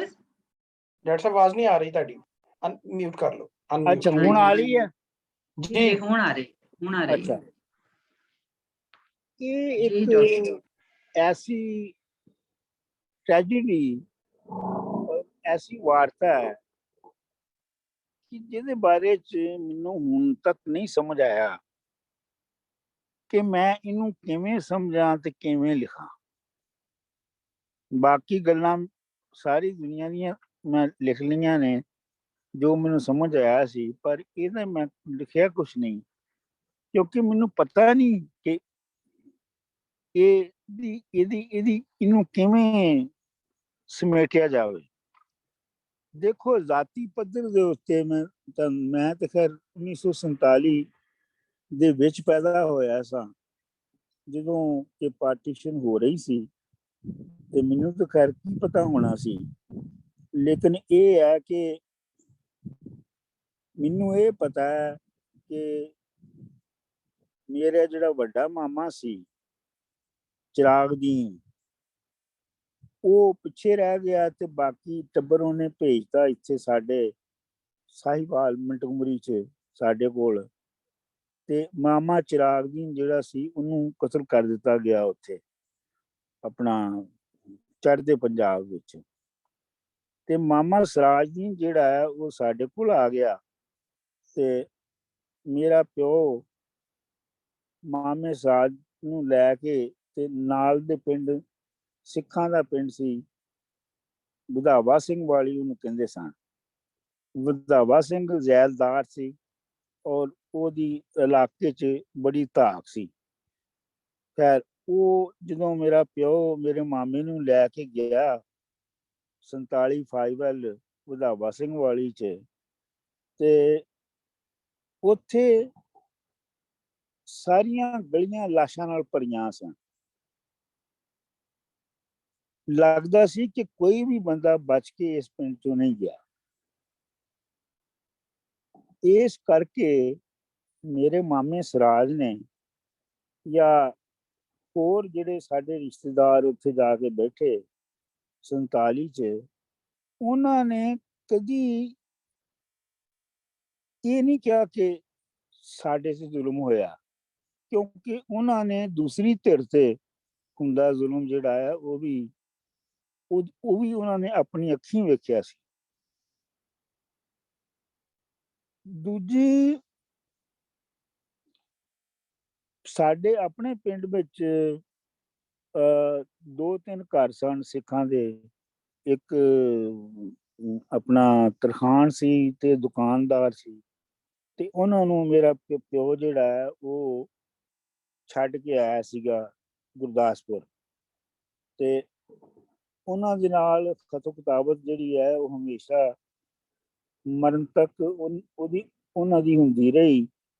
ਤੇ ਮੈਂ ਜਦੋਂ ਪੰਜਾਬ ਗਿਆ ਇੱਕ ਵਾਰੀ, ਮੈਂ ਤਾਂ ਕਈ ਵਾਰੀ ਗਿਆ, ਖੈਰ ਜਦੋਂ ਪਹਿਲੀ ਵਾਰੀ ਗਿਆ ਤੇ ਉਹ ਮੈਨੂੰ ਯਾਦ ਸੀਗਾ ਕਿ ਮੇਰੇ ਪਿਓ ਨੇ ਕਿਹਾ ਸੀ ਕਿ ਮੁਨਸ਼ੀਆ ਸਿੰਘ ਜਿਹੜਾ ਹੈ ਨਾ ਸਾਡਾ ਦੋਸਤ, ਉਹ ਪਠਾਨਕੋਟ ਰੋਡ ਤੇ ਉਹਦਾ ਆਰਾ ਹੈ, ਤੇ ਉਹ ਪੁੱਛ ਲਈ ਤੈਨੂੰ ਸਾਰੇ ਦੱਸ ਦੇਣਗੇ। ਮੈਂ ਉੱਥੇ ਪਹੁੰਚ ਗਿਆ ਤੇ ਮੈਂ ਉੱਥੇ ਇੱਕ ਨੌਜਵਾਨ ਮੁੰਡਾ ਬਿਲਡਿੰਗ ਕੰਸਟਰਕਸ਼ਨ ਦਾ ਕੰਮ ਕਰ ਰਿਹਾ ਸੀ। ਮੈਂ ਉਹਨੂੰ ਕਿਹਾ ਕਿ ਮੈਂ ਸਤਿ ਸ੍ਰੀ ਅਕਾਲ ਕੀਤਾ, ਮੈਂ ਕਿਹਾ ਕਿ ਤੁਸੀਂ ਕਿੱਥੋਂ ਦੇ ਹੋ? ਕਹਿਣ ਲੱਗਾ ਜੀ ਅਸੀਂ 60 ਬੁਰਜ ਵਾਲੇ ਨੇ, ਯਾਨੀ ਮੇਰੇ ਪਿੰਡ ਦਾ ਨਾਂ। ਅਸੀਂ ਉੱਥੋਂ 47, ਉਹਦਾ ਅਜੇ ਵੀ ਆਇਡੈਂਟੀਟੀ ਜਿਹੜੀ ਹੈ ਉਹ 60 ਬੁਰਜ ਵਾਲਾ ਹੀ ਸੀ। ਫਿਰ ਇੱਕ ਹੋਰ ਵਾਕਿਆ ਮੈਂ ਤੁਹਾਡੇ ਜ਼ਰੂਰ ਦੱਸਣਾ ਚਾਹੁੰਦਾ, ਜਿਹਦੇ ਨਾਲ ਥੋੜੀ ਜਿਹੀ ਗੁੱਥੀ ਖੁੱਲਦੀ ਹੈ। ਆਪਣੇ ਸਾਡੇ ਸਾहिवाल ਦੇ ਵਿੱਚ, ਮੰਡੂਰੀ ਦੇ ਵਿੱਚ ਇੱਕ ਅੱਛੇ ਸ਼ਾਇਰ ਔਰ ਜ਼ੈਲਦਾਰ ਸਨ, ਬਸ਼ੀਰ ਅਹਿਮਦ ਬਸ਼ੀਰ। ਤੇ ਉਹ ਮੈਂ ਉਹਨਾਂ ਨੂੰ ਕਿਹਾ, ਹਾਜੀ ਸਾਹਿਬ, ਹਾਜੀ ਵੀ ਸਨ, ਮੈਂ ਕਿਹਾ ਹਾਜੀ ਸਾਹਿਬ ਮੈਂ ਕੱਲ ਇੰਡੀਆ ਜਾਣਾ ਤੇ ਕੋਈ ਕੰਮ ਸ਼ਾਮ? ਕਹਿਣ ਲੱਗੇ ਯਾਰ ਉੱਥੇ ਮੇਰੇ ਫਲਾਣੇ ਯਾਰ ਦੀ ਧੀ ਜਿਹੜੀ ਹੈ ਨਾ ਉਹ ਚੰਡੀਗੜ੍ਹ ਰਹਿੰਦੀ ਹੈ, ਨਾਮ ਮੈਨੂੰ ਹੁਣ ਭੁੱਲ ਗਿਆ, ਸਰਜੀਤ ਰਹਿੰਦੀ ਹੈ, ਤੇ ਉਹਨੂੰ ਜਾ ਕੇ ਲੱਭੀ ਤੇ ਮੇਰੇ ਵੱਲੋਂ ਉਹਨੂੰ ਪਿਆਰ ਦੇਣੀ। ਮੈਂ ਖੈਰ ਉਹਨੂੰ ਸਰਜੀਤ ਨੂੰ ਤੇ ਮੈਨੂੰ ਨਹੀਂ ਲੱਭੀ, ਉਹ ਲੱਭ ਗਈ ਆਖਰ, ਲੇਕਿਨ ਬਹੁਤ ਬਾਅਦ ਚ। ਲੇਕਿਨ ਇਹ ਹੈ ਕਿ ਮੈਂ ਹਾਜੀ ਸਾਹਿਬ ਨੂੰ ਕਿਹਾ, ਹਾਜੀ ਸਾਹਿਬ ਤੁਸੀਂ ਪੱਕੇ ਮੁਸਲਿਮ ਲੀਗੀ ਹੋ, ਤੁਸੀਂ ਪੱਕੇ ਪਾਕਿਸਤਾਨ ਬਣਾਉਣ ਦੇ ਹੱਕ ਵਿੱਚ ਹੋ, ਲੇਕਿਨ ਤੁਹਾਨੂੰ ਆਪਣਾ ਸਿੱਖ ਦੋਸਤ ਜਿਹੜਾ ਹੈ ਉਹ ਅਜੇ ਵੀ ਨਹੀਂ ਭੁੱਲਿਆ, ਔਰ ਅਜੇ ਵੀ ਉਹਦੀ ਧੀ ਦੇ ਬਾਰੇ ਚ ਤੁਹਾਨੂੰ ਕੰਸਰਨ ਹੈ। ਕਹਿਣ ਲੱਗੀ ਇਹ ਗੱਲ ਬੜੀ ਗੁੰਝਲਦਾਰ ਹੈ, ਕਿਉਂਕਿ ਸਾਡੀ ਯਾਰੀ ਤੇ ਸੀ, ਪਰ ਜਦੋਂ ਮੈਂ ਉਹਦੇ ਘਰ ਜਾਂਦਾ ਸਾਂ ਨਾ, ਉਹਦੇ ਘਰ ਜਦੋਂ ਮੈਂ ਜਾਂਦਾ ਸਾਂ ਤੇ ਉਹ ਮੈਨੂੰ ਆਪਣੇ ਬਰਤਨਾਂ ਵਿੱਚ ਨਹੀਂ ਖਾਣਾ ਖਵਾ ਸਕਦਾ। ਤੇ ਸਾहिवाल ਸ਼ਹਿਰ ਜਿਹੜਾ ਹੈ, ਮੰਡੂਰੀ ਸ਼ਹਿਰ ਜਿਹੜਾ ਹੈ, ਇਹਦੇ ਵਿੱਚ ਬਹੁਤਾ ਕਾਰੋਬਾਰ ਤੇ ਹਿੰਦੂਆਂ ਤੇ ਸਿੱਖਾਂ ਦਾ ਹੀ ਸੀ। ਤੇ ਉਹਨਾਂ ਦੀ ਇਹ ਹਾਲਤ ਸੀ ਕਿ ਜੇ ਉਹਨਾਂ ਦਾ ਬਰਤਨ ਕੁੱਤਾ ਚੱਟ ਜਾਵੇ ਤੇ ਉਹ ਬਰਤਨ ਨੂੰ ਧੋ ਕੇ ਫਿਰ ਵਰਤ ਲੈਂਦੇ ਸਨ, ਤੇ ਜੇ ਮੁਸਲਮਾਨ ਦਾ ਹੱਥ ਲੱਗ ਜਾਵੇ ਉਸ ਬਰਤਨ ਨੂੰ ਤੇ ਫਿਰ ਉਹ ਬਰਤਨ ਹੀ ਸੁੱਟ ਦਿੱਤਾ ਜਾਂਦਾ ਸੀ। ਸੋ ਜ਼ਾਤੀ ਪੱਧਰ ਤੇ ਪਿਆਰ ਤੇ ਧਰਮ ਦੀ ਪੱਧਰ ਦੇ ਉੱਤੇ ਇੰਨੀ ਨਫ਼ਰਤ ਉਦੋਂ ਇਹ 47 ਤੋਂ ਬਹੁਤ ਪਹਿਲੇ ਹੋ ਚੁੱਕੀ ਸੀ, ਮੌਜੂਦ ਸੀ। ਫਿਰ ਤੁਸੀਂ ਦੇਖੋ ਕਿ ਇਹ ਜਿਹੜਾ ਪੰਜਾਬ ਦੀ ਵੰਡ ਦਾ ਅਮਲ ਹੋਇਆ, ਇਹਦੇ ਉਨਵਾਨ ਬਹੁਤ ਪਹਿਲੇ ਸ਼ੁਰੂ ਹੋ ਚੁੱਕੇ ਸਨ। ਲਾਲਾ ਲਾਜਪਤ ਰਾਏ ਜਿਹੜਾ ਕਿ ਹਿੰਦੂਆਂ ਦਾ ਬਹੁਤ ਵੱਡਾ ਲੀਡਰ ਸੀ ਔਰ ਜਿਹਨੂੰ ਸ਼ੇਰੇ ਪੰਜਾਬ ਵੀ ਕਹਿੰਦੇ ਸਨ, ਲਾਲਾ ਲਾਜਪਤ ਰਾਏ ਨੇ 1923 ਵਿੱਚ ਟ੍ਰਿਬਿਊਨ ਵਿੱਚ ਇੱਕ ਮਜ਼ਮੂਨ ਛਾਪਿਆ ਸੀ ਕਿ ਅਸੀਂ ਪੰਜਾਬ ਵਿੱਚ ਰਹਿਣਾ ਤੇ ਅਸੀਂ ਪੰਜਾਬ ਵਿੱਚ ਮੁਸਲਮਾਨਾਂ ਦੇ ਨਾਲ ਨਹੀਂ ਰਹਿਣਾ, ਸਾਨੂੰ ਸਾਡਾ ਇਲਾਕਾ ਵਕਤ ਕਰ ਦਿੱਤਾ ਜਾਵੇ। ਤੇ ਉਸ ਤੋਂ ਬਾਅਦ ਫਿਰ ਉਹ ਜਿਹੜੀ ਡਿਵੀਜ਼ਨ ਦੀ ਜਿਹੜੀ ਤਹਿਰੀਕ ਸੀ ਉਹ ਚੱਲਣਾ ਸ਼ੁਰੂ ਹੋ ਚੁੱਕੀ ਸੀਗੀ। ਫਿਰ ਤੁਸੀਂ ਦੇਖੋ 30s ਦੇ ਵਿੱਚ ਤਿੰਨਾਂ ਮਜ਼ਹਬਾਂ ਦੀਆਂ ਹੀ ਜਿਹੜੀਆਂ ਲੀਡਿੰਗ ਜਮਾਤਾਂ ਸਨ ਉਹ ਮਜ਼ਹਬੀ ਸਨ। ਮੁਸਲਮਾਨਾਂ ਦੀ ਅਹਿਰਾਰ ਤੇ ਮੁਸਲਿਮ ਲੀਗ ਤੇ ਸਿੱਖਾਂ ਦਾ ਵੀ ਅਕਾਲੀ ਦਲ ਤੇ ਹਿੰਦੂਆਂ ਦੀ ਵੀ ਆਪਣੀ ਮਜ਼ਹਬੀ ਜਮਾਤਾਂ ਸਨ। ਮਤਲਬ ਕਹਿੰਦੇ ਨੇ ਕਿ ਉਸ ਵੇਲੇ ਜਿਹੜੇ ਹਿੰਦੂ ਬਾਲਗ ਬੰਦੇ ਸਨ ਉਹਨਾਂ ਨੂੰ ਹਿੰਦੀ ਨਹੀਂ ਸੀ ਆਉਂਦੀ, ਉਹਨਾਂ ਨੂੰ ਤਾਂ ਸਿਰਫ ਪੰਜਾਬੀ ਆਉਂਦੀ ਸੀ ਜਾਂ ਉਰਦੂ ਆਉਂਦੀ ਸੀ। ਲੇਕਿਨ ਉਹਨਾਂ ਨੇ ਯੂਪੀ ਤੋਂ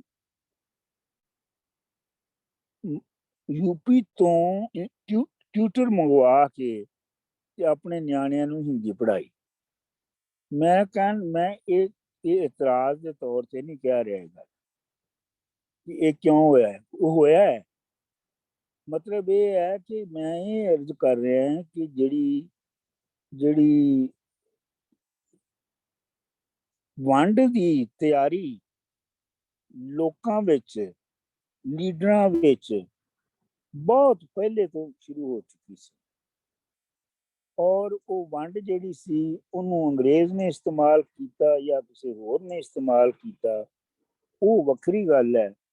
ਲੇਕਿਨ ਹੌਲੀ 1940-45 ਤੱਕ ਪੰਜਾਬੀਆਂ ਦੇ ਦਿਲ ਜਿਹੜੇ ਨੇ ਉਹ ਇੱਕ ਦੂਜੇ ਤੋਂ ਫਿੱਕੇ ਪੈ ਚੁੱਕੇ ਸਨ ਔਰ ਉਹਦਾ ਕੋਈ ਨਾ ਕੋਈ ਨਤੀਜਾ ਨਿਕਲਣਾ ਸੀ, ਜਿਹੜਾ ਕਿ ਨਤੀਜਾ ਨਿਕਲਿਆ।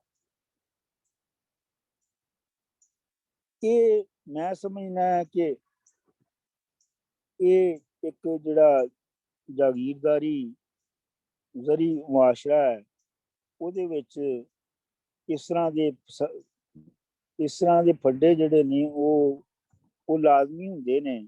ਕਿਉਂਕਿ ਦੇਖੋ ਪਾਕਿਸਤਾਨ ਬਣ ਗਿਆ, ਹਿੰਦੂ ਸਿੱਖ ਚਲੇ ਗਏ ਤੇ ਇੱਥੇ ਸ਼ੀਆ ਨੇ ਸੁਨੀਆਂ ਨੂੰ ਮਾਰਨਾ ਸ਼ੁਰੂ ਕਰ ਦਿੱਤਾ, ਸੁਨੀਆਂ ਨੇ ਸ਼ੀਆ ਨੂੰ ਮਾਰਨਾ ਸ਼ੁਰੂ ਕਰ ਦਿੱਤਾ, ਵਹਾਬੀਆਂ ਨੂੰ ਮਾਰਨਾ ਸ਼ੁਰੂ ਕਰਤਾ। ਉਧਰ ਈਸਟ ਪੰਜਾਬ ਦੇ ਵਿੱਚ ਖਾਲਿਸਤਾਨੀਆਂ ਨੇ ਨਾਨ ਖਾਲਿਸਤਾਨੀਆਂ ਨੂੰ ਮਾਰਨਾ ਸ਼ੁਰੂ ਕਰ ਦਿੱਤਾ ਤੇ ਜਿਹੜਾ ਨਾਰਥ ਇੰਡੀਆ ਹੈ, UP-CP ਹੈ, ਉਹਦੇ ਵਿੱਚ ਤੁਸੀਂ ਹੁਣ ਵੀ ਵੇਖ ਰਹੇ ਹੋ ਕਿ ਮੋਦੀ ਦੇ ਪੀਰੀਅਡ 'ਚ ਕੀ ਹੋ ਰਿਹਾ। ਮੇਰਾ ਮਤਲਬ ਹੈ ਕਿ ਇਹ ਜਿਹੜੀ ਵੈਰ ਪੈਦਾ ਕਰਨਾ, ਇਹ ਇਹਨਾਂ ਸੁਸਾਇਟੀਆਂ ਦਾ ਇੱਕ ਖਾਸਾ ਹੈਗਾ।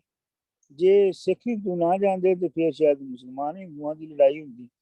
ਉਹ ਚਲੇ ਗਏ ਤੇ ਫਿਰ ਸ਼ੀਆ ਸੁਨੀ ਦੀ ਸ਼ੁਰੂ ਹੋ ਗਈ। ਇਹ ਨਹੀਂ ਕਿ ਫਿਰ ਮੁੱਕ ਗਈ ਗੱਲ। ਮੇਰਾ ਆਪਣਾ ਇਹ ਖਿਆਲ ਹੈ ਜ਼ਾਤੀ ਤੌਰ ਤੇ ਕਿ ਜਿੰਨਾ ਚਿਰ ਤੱਕ ਪੰਜਾਬੀ ਲੋਕ ਰੋਸ਼ਨ ਖਿਆਲੀ ਦੀ ਮੰਜ਼ਿਲ ਤੇ ਨਹੀਂ ਪਹੁੰਚਦੇ ਔਰ ਇਹਨਾਂ ਚੜ੍ਹਦੇ ਤੇ ਲਹਿੰਦੇ ਪੰਜਾਬ ਵਿੱਚ ਮੈਸਿਵ ਇੰਡਸਟਰੀਲਾਈਜੇਸ਼ਨ ਨਹੀਂ ਹੁੰਦੀ, ਉਹਨਾਂ ਚਿਰ ਤੱਕ ਬੁਨਿਆਦੀ ਤੌਰ ਤੇ ਅਸੀਂ ਜਜ਼ਬਾਤੀ ਤਕਰੀਰਾਂ ਕਰਦੇ ਰਹਾਂਗੇ, ਜਿਹੜੀਆਂ ਸਾਨੂੰ ਕਰਨੀਆਂ ਚਾਹੀਦੀਆਂ ਨੇ, ਯਾਦ ਰੱਖਣਾ ਚਾਹੀਦਾ ਹੈ। ਪਰ ਇਸ ਮਸਲੇ ਦਾ ਹੱਲ ਅਜੇ ਸਾਹਮਣੇ ਨਹੀਂ ਆਉਣਾ ਸ਼ੁਰੂ ਹੋਇਆ। ਬਸ ਮੈਂ ਨਹੀਂ ਐਵੇਂ ਮਤਲਬ ਟੁੱਟੀ ਫੁੱਟੀ ਗੱਲ ਹੈ, ਕਿਉਂਕਿ ਮੈਂ ਪਹਿਲੇ ਕਿਹਾ ਸੀਗਾ ਕਿ ਮੈਂ ਇੱਥੇ ਕੋਈ ਥੀਸਿਸ ਨਹੀਂ ਹੈਗਾ ਮੇਰਾ।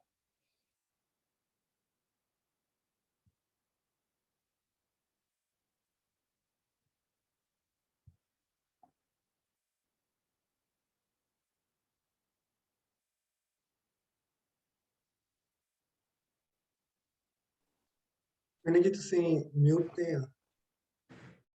ਮਿਊਟ ਹੋ ਜਾਂਦਾ ਮੇਰਾ। ਹਾਂਜੀ ਜੀ ਮਨਜ਼ੂਰ ਜੀ, ਬਹੁਤ ਸ਼ੁਕਰੀਆ, ਬੜੀ ਸੋਹਣੀ ਗੱਲ ਕੀਤੀ ਹੈ ਤੁਸੀਂ ਔਰ ਜਿਹੜਾ ਐਂਡ ਕੀਤਾ ਹੈ ਤੇ ਕਿ ਇਹਦਾ ਜਿਹੜਾ ਹੱਲ ਹੈ ਇਹ ਬੜੀ ਸੋਚਣ ਵਾਲੀ ਤੇ ਗੌਰ ਕਰਨ ਵਾਲੀ ਗੱਲ ਹੈ। ਤੇ ਹੁਣ ਮੈਂ ਜ਼ੁਬੈਰ ਜੀ ਨੂੰ ਮੈਂ ਇੱਕ comment I want to comment on it ਜੀ ਜੀ ਇਫ ਯੂ ਅਲਾਉ ਮੀ। ਜਿਵੇਂ ਬੀਬਾ ਜੀ ਨੇ ਵੀ ਗੱਲ ਰੱਖੀ ਸੀ ਤੇ ਡਾਕਟਰ ਸਾਹਿਬ ਨੇ ਵੀ ਰੱਖੀ ਸੀ ਤੇ ਆਪਾਂ ਸੁਣ ਰਹੇ ਹਾਂ because we will try to understood reason we reason ਕੀ ਸੀ, ਉਹ ਕੋਸ਼ਿਸ਼ ਕਰਨੀ ਚਾਹੀਦੀ ਹੈ। ਜਿਵੇਂ ਬੀਬਾ ਜੀ ਨੇ ਦੱਸਿਆ ਵੀ ਉਹ ਜਿਹੜੇ ਉਹਨਾਂ ਦੇ ਜ਼ਮੀਂਦਾਰ ਸੀ, ਉਹ ਜਿਹੜੇ ਦੂਜੇ ਸੀ ਉਹ ਉਹਨਾਂ ਨੂੰ ਮਾਰਨਾ ਚਾਹੁੰਦੇ ਸੀ, ਉਹ ਮਤਲਬ ਇੱਕ ਡਿਫਰੈਂਟ ਕਲਾਸ ਸੀ, ਕਿ ਕਿਤੇ ਨਾ ਕਿਤੇ ਉਹ ਕਲਾਸ ਦੇ ਜਿਹੜੇ ਕੰਟਰਾਡਿਕਸ਼ਨ ਹੁੰਦੇ ਨੇ ਇਕਨੋਮਿਕ ਆਧਾਰ ਤੇ, ਵੀ ਇਹ ਜਿਹੜੀ ਲੜਾਈ ਹੋਈ ਹੈ, ਜੋ ਵੀ ਹੋਇਆ ਵਰਤਾਰਾ, ਕਿਤੇ ਨਾ ਕਿਤੇ ਉਹ ਵੀ ਇਹਦੇ ਵਾਸਤੇ ਰਿਸਪੌਂਸੀਬਲ ਨੇ, ਵੀ ਦੈਟ ਮਸਟ ਵੀ ਸਟੱਡੀ, ਵੀ ਇਹਨੂੰ ਸਟੱਡੀ ਕਰਨਾ ਚਾਹੀਦਾ ਹੈ।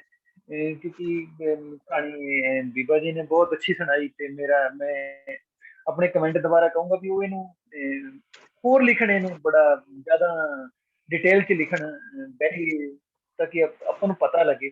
ਲੇਕਿਨ ਉਹ ਤੋਂ ਇਲਾਵਾ ਆਪਾਂ ਨੂੰ ਇਹਦੇ ਤੇ ਰੀਜਨਿੰਗ ਸਟੱਡੀ ਵੀ ਕਰਨੀ ਚਾਹੀਦੀ ਵੀ ਹੋਇਆ ਕਿਉਂ, ਕੀ ਕਾਰਨ ਸੀ ਉਹਦਾ। ਦੇਖੋ ਗੱਲ ਇਹ ਹੈਗੀ ਹੈ ਕਿ ਜੇ ਤੇ ਤੁਸੀਂ ਓਰੀਜਨਲੀ ਬਹੁਤ ਹੀ ਕਰੂਅਲ ਔਰ ਬਹੁਤ ਹੀ ਇੰਪਾਰਸ਼ਲ ਜੇ ਤੁਸੀਂ ਐਨਾਲਿਸਿਸ ਚਾਹੁੰਦੇ ਹੋ, ਤੇ ਮੈਂ ਇਹ ਸਮਝਣਾ ਹੈ ਕਿ ਜਿਹੜੇ ਮੁਸਲਮਾਨ ਪੰਜਾਬ ਦੇ ਸਨ, ਪੰਜਾਬ ਦੇ ਮੁਸਲਮਾਨ ਛੋਟੀਆਂ ਜ਼ਾਤਾਂ ਦੇ ਲੋਕ ਸਨ, ਜਾਂ ਕਾਰੀਗਰ ਤੇ ਮਜ਼ਦੂਰ ਸਨ, ਤੇ ਜਾਂ ਬਹੁਤ ਵੱਡੇ ਜਾਗੀਰਦਾਰ ਸਨ, ਜਿਨ੍ਹਾਂ ਦਾ ਆਪਸ ਵਿੱਚ ਕੋਈ ਏਲ ਮਿਲ ਨਹੀਂ ਸੀ। ਇਹ ਜਿਹੜੇ ਮੁਸਲਮਾਨ ਹੋਏ ਸਨ, ਜਿਹੜੀਆਂ ਛੋਟੀਆਂ ਜ਼ਾਤਾਂ ਦੇ ਹਿੰਦੂ, ਜਿਵੇਂ ਸਾਡੀ ਫੈਮਿਲੀ ਵੀ ਹੋਏਗੀ, ਉਹ ਜਿਹੜੀ ਸਿੰਧਵਾਦੀ ਦੇ ਉਹਨਾਂ ਲੋਕਾਂ ਦਾ ਥੱਲੜਾ ਮੇਲ ਸੀ, ਜਿਹੜਾ ਕਿ ਕਈ 100 ਸਾਲਾਂ ਤੋਂ ਦੂਜਿਆਂ ਦੇ ਨਾਲ ਸਮਾਂ ਹੋਣਾ ਚਾਹ ਰਿਹਾ ਸੀ। ਚੁਣਾਚੇ ਮਤਲਬ ਦੇਖੋ ਨਾ, ਹੁਣ ਤੁਸੀਂ ਉਹ ਜਿਹੜੀ ਜਿਵੇਂ ਚਲੀ ਆ ਰਹੀ ਸੀ ਉਹ ਦੁਸ਼ਮਣੀ, ਕਿ ਤੁਸੀਂ ਉਹਨਾਂ ਦੇ ਬਰਤਨ 'ਚ ਨਹੀਂ ਖਾ ਸਕਦੇ ਜਾਂ ਤੁਹਾਡੇ ਬਰਤਨ 'ਚ ਨਹੀਂ ਖਾ ਸਕਦੇ। ਤੇ ਖੈਰ ਐਨੀਵੇਜ਼ ਮੇਰਾ ਆਪਣਾ ਇਹ ਖਿਆਲ ਹੈ ਕਿ ਜਿਹੜੀ 2000 ਸਾਲ ਦੀ ਜਿਹੜੀ ਓਪਰੇਸ਼ਨ ਸੀ, ਉਹਨੇ ਕੋਈ ਨਾ ਕੋਈ ਰਸਤਾ ਲੱਭਣਾ ਸੀਗਾ ਉਹਨਾਂ ਲਈ ਜਿਹੜੇ ਉਹਦੇ ਵਿੱਚ ਦੱਬੇ ਹੋਏ ਸਨ। ਇਹ ਗੱਲ ਜਿਹੜੀ ਹੈ, ਇਹ ਮੈਂ ਤੇ ਇਸ ਨੂੰ ਮੰਨਣਾ ਹੈ। ਜੀ ਜ਼ੁਬੈਰ ਜੀ।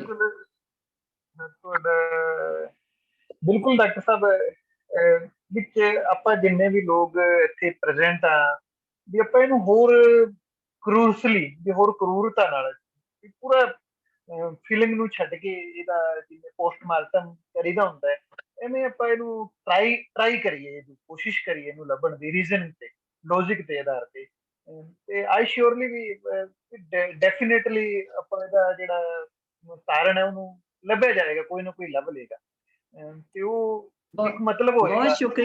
ਬਹੁਤ ਸ਼ੁਕਰੀਆ ਸੁਖਵਿੰਦਰ ਜੀ, ਬਹੁਤ ਸ਼ੁਕਰੀਆ। ਤੇ ਹੁਣ ਜ਼ੁਬੈਰ ਜੀ, ਹਾਂਜੀ ਹੁਣ ਜ਼ੁਬੈਰ ਜੀ ਤੁਸੀਂ ਜ਼ਰਾ ਹੁਣ ਸੁਣਾਓ ਜੋ ਪੜ੍ਹਨਾ ਚਾਹੁੰਦੇ ਹੋ, ਗੱਲ ਕਰਨਾ ਚਾਹੁੰਦੇ ਹੋ ਜਾਂ ਕੋਈ। ਮੈਂ ਸਤਿ ਸ਼੍ਰੀ ਅਕਾਲ ਜੀ, ਮੈਂ ਮਾੜੀ ਜੀ ਇੱਕ ਗੱਲ ਕਰਨਾ ਚਾਹੁੰਦਾ ਸੀ, ਜੇ ਤੁਸੀਂ ਇਜਾਜ਼ਤ ਦਿਓ ਤਾਂ। ਹਾਂਜੀ, ਮੈਂ ਜੋਗਾ ਸਿੰਘ ਜੀ ਪਟਿਆਲੇ ਤੋਂ। ਜੀ ਜੋਗਾ ਸਿੰਘ ਜੀ, ਜ਼ਰਾ ਜ਼ੁਬੈਰ ਜੀ ਕਾਫੀ ਦੇਰ ਦੇ ਵੇਟ ਕਰ ਰਹੇ ਨੇ, ਇਹ ਪੜ੍ਹ ਲੈਣ ਕੁਛ, ਇਹਨਾਂ ਨੇ ਕਹਾਣੀ ਮੇਰੇ ਖਿਆਲ ਛੋਟੀ ਜਿਹੀ ਪੜ੍ਹਨੀ ਹੈ। ਜਿਹੜੀ ਗੱਲਬਾਤ ਹੁੰਦੀ ਸੀ ਪਈ ਮੇਰੇ ਨਾਲ, ਜਿਹੜੀ ਗੱਲਬਾਤ ਹੁੰਦੀ ਸੀ ਪਈ, ਮੈਂ ਉਹਦੇ ਬਾਰੇ ਗੱਲ ਕਰਨੀ। ਅੱਛਾ ਚਲੋ ਕਰ ਲਓ ਤੁਸੀਂ ਗੱਲ ਕਰ ਲਓ। ਅੱਛਾ, ਅਰਜ਼ੇ ਵੇਖੋ ਕਿੰਨੇ ਈਸਾਈ ਮੁਲਕ ਨੇ, ਹੈ ਉਹ ਅਕੀਦੇ ਦੇ ਤੌਰ ਤੇ ਈਸਾਈ ਨੇ, ਪਰ ਵੱਖਰੇ ਮੁਲਕ ਨੇ। ਇਹ ਸਾਡੇ ਜਿਹੜਾ ਬੜੇ ਸਗੀਰ ਦੇ ਵਿੱਚ ਜਿਹੜਾ ਸਾਡੇ ਧਾਰਮਿਕ ਅਕੀਦੇ ਨੇ ਤੇ ਸਾਡਾ ਕੌਮੀਅਤ ਦਾ ਸਵਾਲ ਹੈ, ਇਹ ਕਿਵੇਂ ਨਜਿੱਠਿਆ ਜਾਏਗਾ, ਜਾਂ ਇਹ ਕਿਵੇਂ ਸੋਚਦੇ ਆਪਾਂ ਅੱਗੋਂ ਤੋਂ ਕਿ ਇਹਦਾ ਕੀ ਰੁਝਾਨ ਹੁੰਦੇ ਆਪਣੇ ਨੇ, ਰੁਝਾਨ ਹੋਣ ਦੇ ਉਹ ਨੇ, ਕੋਈ ਚਾਂਸ ਨੇ।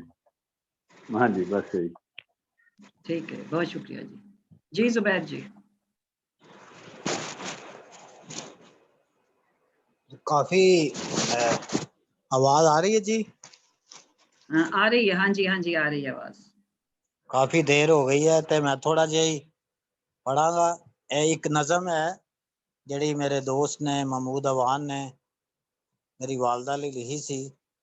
ਉਹ ਗੁਰਦਾਸਪੁਰ ਦੇ ਕੋਲ ਇੱਕ ਪੀਰਾਂ ਵਾਲਾ ਬਾਗ ਹੈ, ਉੱਥੋਂ ਦੇ ਰਹਿਣ ਵਾਲੇ ਸੀ। ਤੇ ਉਹਦੇ ਬਾਅਦ ਮੈਂ ਕੋਈ 2-3 ਪੈਰੇ ਜਿਹੜੇ ਕਹਾਣੀ ਦੀ ਆਪਣੀ ਹੈ, ਪਾਣੀ ਦੀ ਕੰਧ ਜਿਹੜੀ ਪਾਰਟੀਸ਼ਨ ਬਾਰੇ ਹੈ, ਉਹ ਪੜਾਂਗਾ। ਪਹਿਲੇ ਮੈਂ ਨਜ਼ਮ ਮਹਿਮੂਦ ਅਵਾਨ ਦੀ ਪੜ੍ਹ ਰਿਹਾ, ਪੀਰਾਂ ਵਾਲਾ ਬਾਗ। ਮੈਂਡੀਏ ਲਿਸੀਏ ਮਾਏ ਟੈਂਡੇ ਮਰਨ ਨਾਲ ਉਹ ਗੰਢ ਟੁੱਟ ਗਈ ਹੈ, ਜਿਹੜੀ ਵੰਡਿਆਂ ਸਾਵਾਂ ਨੂੰ ਬੰਨੀ ਰੱਖਦੀ ਆਹੀ। ਤੇ ਹੁਣ ਸਾਡੀਆਂ ਅੱਖਾਂ ਵਿੱਚ ਵਸਦਾ ਬਟਾਲਾ, ਗੁਰਦਾਸਪੁਰ ਤੇ ਪੀਰਾਂ ਵਾਲਾ ਬਾਗ, ਕ੍ਰਿਸ਼ਨ ਨਗਰ ਨਾਲ ਆ ਕੇ ਜੁੜਨਾ ਕੋਈ ਨਹੀਂ ਹੋ। ਆਪਣੇ ਗੱਭਰੂ ਭਰਾਵਾਂ ਦੇ ਨਿਤ ਵਹਿਨ ਕਰੇਂਦੀ ਏ ਮਾਏ,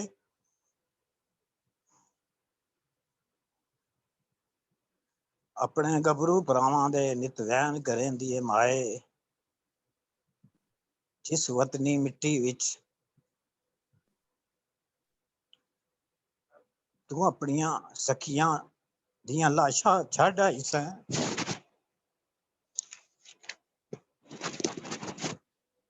ਉੱਥੇ ਗੁੰਨੇ ਆਟੇ ਦੀ ਤਰਾਮੀ ਵਿੱਚ ਅੱਜ ਸਵੇਰ ਤੋਂ ਚੂਚੇ ਚੁੰਝਾਂ ਮਾਰ ਕੇ ਨੱਸਦੇ ਕੋਈ ਨਹੀਂ ਪਏ।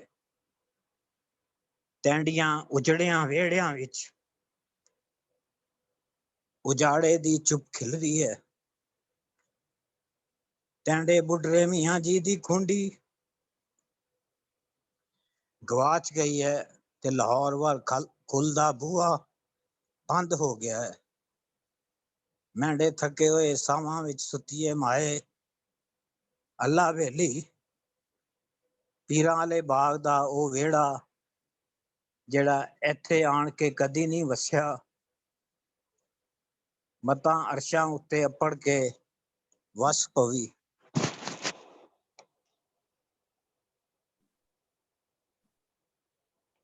ਇਹ ਕਹਾਣੀ ਹੈ ਪਾਣੀ ਦੀ ਕੰਧ। बहुत अच्छे, बहुत अच्छे, पैथेटिक। ਕਹਾਣੀ ਹੈ ਪਾਣੀ ਦੀ ਕੰਧ, ਜਿਹੜੀ ਪਾਰਟੀਸ਼ਨ ਬਾਰੇ ਹੈ, ਜਿਹਦੇ ਚ ਨਰੇਟਰ ਜਿਹੜਾ ਹੈ ਉਹ ਬਟਾਲੇ ਸ਼ਹਿਰ ਜਾਂਦਾ ਹੈ, ਜਿਹੜਾ ਅਸਲੋਂ ਹੈ ਉਹਦੀ ਮਾਂ ਦੀ ਕਹਾਣੀ ਹੈ। ਇਹਦੇ 2-3 ਮੈਂ ਪਿਆਰੇ ਪੜਾਂਗਾ।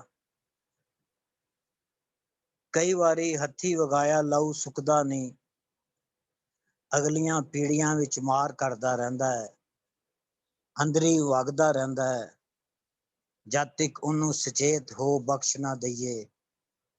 ਤੇ ਇਹਨਾਂ ਸਾਨੂੰ ਮਨੋਂ ਲਾਵਣ ਨਾ ਦਿੱਤਾ ਹੈ ਲਹੂ, ਕਿਸੇ ਨੂੰ ਮਿਲਣ ਨਾ ਦਿੱਤਾ।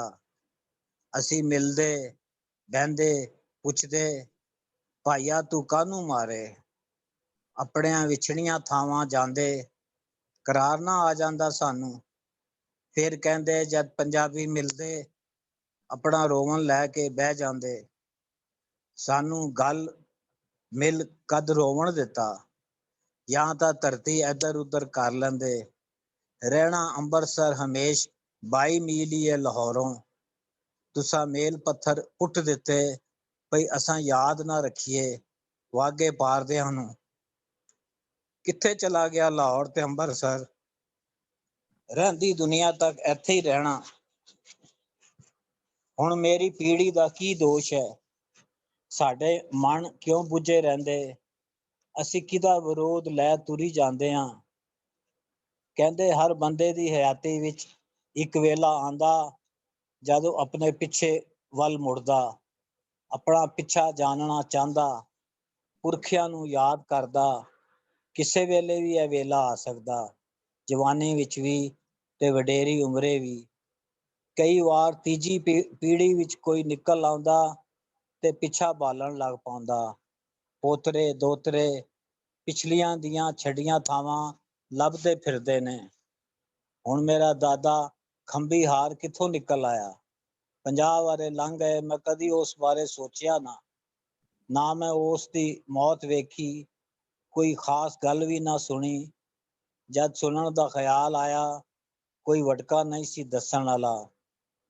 ਮੈਨੂੰ ਤਾਂ ਪਿਓ ਦੀ ਵੀ ਕੋਈ ਗੱਲ ਯਾਦ ਨਹੀਂ, ਤੇ ਦਾਦਾ ਮੇਰੇ ਜੰਮਣ ਤੋਂ 30 ਵਰੇ ਪਹਿਲਾਂ ਆਪਣੇ ਪਿੰਡ ਕਤਲ ਹੋ ਗਿਆ ਸੀ। ਅਸੀਂ ਹੁਣ ਦੋ ਚਾਰ ਇੱਕ ਪੈਰਾ ਹੋਰ ਪੜ੍ਹਨਾ ਮੈਂ ਆਖਰ ਤੋਂ। ਤੇ ਅਸੀਂ ਫੇਰ ਪਤਾ ਨਹੀਂ ਕਿੰਨੀ ਦੇਰ ਗੱਲਾਂ ਕਰਦੇ ਰਹੇ, ਦੁੱਖ ਫੋਲਦੇ ਰਹੇ, ਫੋਨ ਨੰਬਰ ਲਏ, ਪਰ ਸਭ ਐਵੇਂ ਹੀ ਸੀ। ਆਣਾ ਮਿਲਣਾ ਕਿਹੜਾ ਸੌਖਾ, ਟੁੰਨ ਹੋ ਉਹ ਮੈਨੂੰ ਜੱਫੀਆਂ ਪਾਉਂਦਾ, ਸੌਣ ਚਲਾ ਗਿਆ ਸੀ ਪਤਾ ਨਹੀਂ ਕਿਹੜੇ ਵੇਲੇ, ਤੇ ਨਾ ਮੈਨੂੰ ਕੋਈ ਸੁਰਤ ਸੀ। ਸਵੇਰੇ ਹੀ ਹਰਦਿਆਲ ਅੱਪੜ ਗਿਆ, ਰਾਤੀ ਜਿਹਦੇ ਨਾਲ ਗੱਲਾਂ ਮਾਰੀਆਂ ਸਨ। ਮੇਰਾ ਸਮਾਨ ਨਾਨਾ ਕਰਦੇ ਨੇ ਹੇਠਾਂ ਲਾਇਆ। 10 ਵਜੇ ਹਰਮਿੰਦਰ ਆਪਣੇ ਪੁੱਤਰ ਨਾਲ ਅੱਪੜ ਗਿਆ। ਬਾਹਰ ਗੈਸਟ ਹਾਊਸ ਦੇ ਲਾਨ ਵਿੱਚ ਨਿਤਰੀ ਧੁੱਪ ਲਸ਼ਕੇ ਪਈ। ਰਾਤੀ ਕਿਤੇ ਮੀਂਹ ਮੁੱਕਿਆ ਤੇ ਫੱਗਣ ਦੀ ਹਵਾ ਦਾ ਸਵਾਦ। ਹਰਦਿਆਲ ਮੈਨੂੰ ਕੁੱਟ ਜੱਫੀ ਪਾਈ। ਚੰਗਾ ਰੱਬ ਰਾਖਾ, ਸਤਿ ਸ੍ਰੀ ਅਕਾਲ। ਉਹਦੀ ਅੱਖਾਂ ਵਿੱਚ ਧੁੱਪ ਉਹਦੀਆਂ ਅੱਖਾਂ ਧੁੱਪ ਵਿੱਚ ਲਿਸ਼ਕਣ ਪਈਆਂ। ਮੈਂ ਨੀਝ ਲਾਈ, ਉਹਦੀਆਂ ਅੱਖਾਂ ਤਾਂ ਸ਼ਰਬਤੀ ਸਨ। ਮੈਂ ਰਤੀਆਂ ਸਮਝ ਡਰਦਾ ਰਿਹਾ, ਪਰ ਮੈਨੂੰ ਐਵੇਂ ਲੱਗਾ ਉਹਦੇ ਅੱਖ ਬੰਨਿਆਂ ਵਿੱਚ ਗਿੱਲ। ਬਾਰਡਰ ਪਾਰ ਕਰਦੇ ਮੇਰੀ ਧੁੱਪ ਦੀ ਇੱਕ ਟੁਕੜੀ ਹਰਦਿਆਲ ਦੇ ਖਿੱਸੇ ਰਹਿ ਗਈ।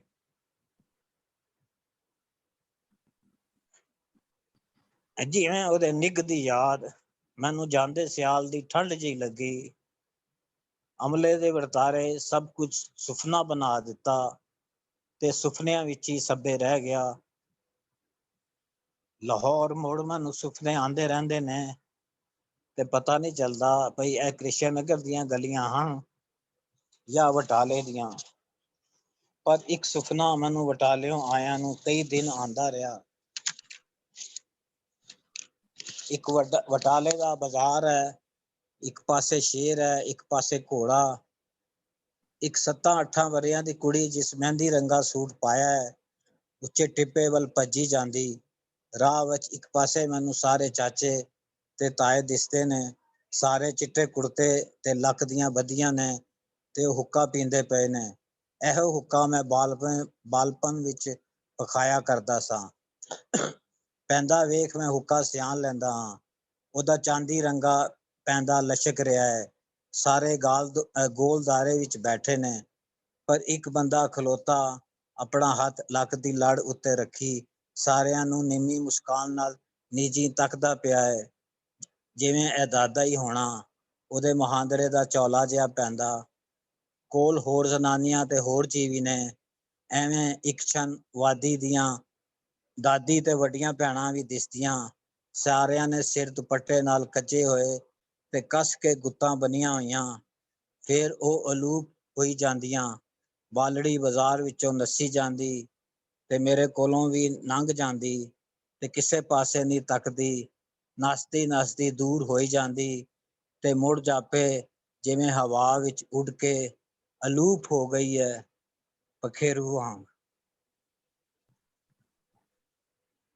शुक्रिया जी। बहुत शुक्रिया जुबैर जी, बहुत खूब, बहुत अच्छी कहानी। इमोशनल, बड़ा दुखी बहुत कर देने वाली गल्लां जबरदस्त, ने। बहुत जबरदस्त। मीना जी जी मैं 2 फिक्रे बोलने ने, जी जी अगर इजाजत होवे ते। जी जी जरूर जरूर मंजूर जी। ਸਾਡੇ ਪਿੰਡਾਂ ਦੇ ਨਾਲ, ਸਾਡੇ ਪਿੰਡ ਦੇ ਨਾਲ 2 ਸਿੱਖਾਂ ਦੇ ਪਿੰਡ ਸਨ ਜਿਹੜੇ ਕਿ ਮੁਕੰਮਲ ਤੌਰ ਤੇ ਕਤਲ ਕਰ ਦਿੱਤੇ ਗਏ ਸਨ। ਤੇ ਸਾਡੇ ਪਿੰਡ ਦਾ ਇੱਕ ਬਹੁਤ ਸਿਆਣਾ ਬੰਦਾ ਸੀ, ਬਾਬਾ ਸਤਰਦੀਨ। ਤੇ ਬਾਬਾ ਸਤਰਦੀਨ ਨੇ ਕਿਹਾ ਸੀ ਕਿ ਅੱਜ ਕਰਬਲਾ ਹੋ ਗਿਆ। ਕਰਬਲਾ ਇਹੋ ਹੀ ਸੀ।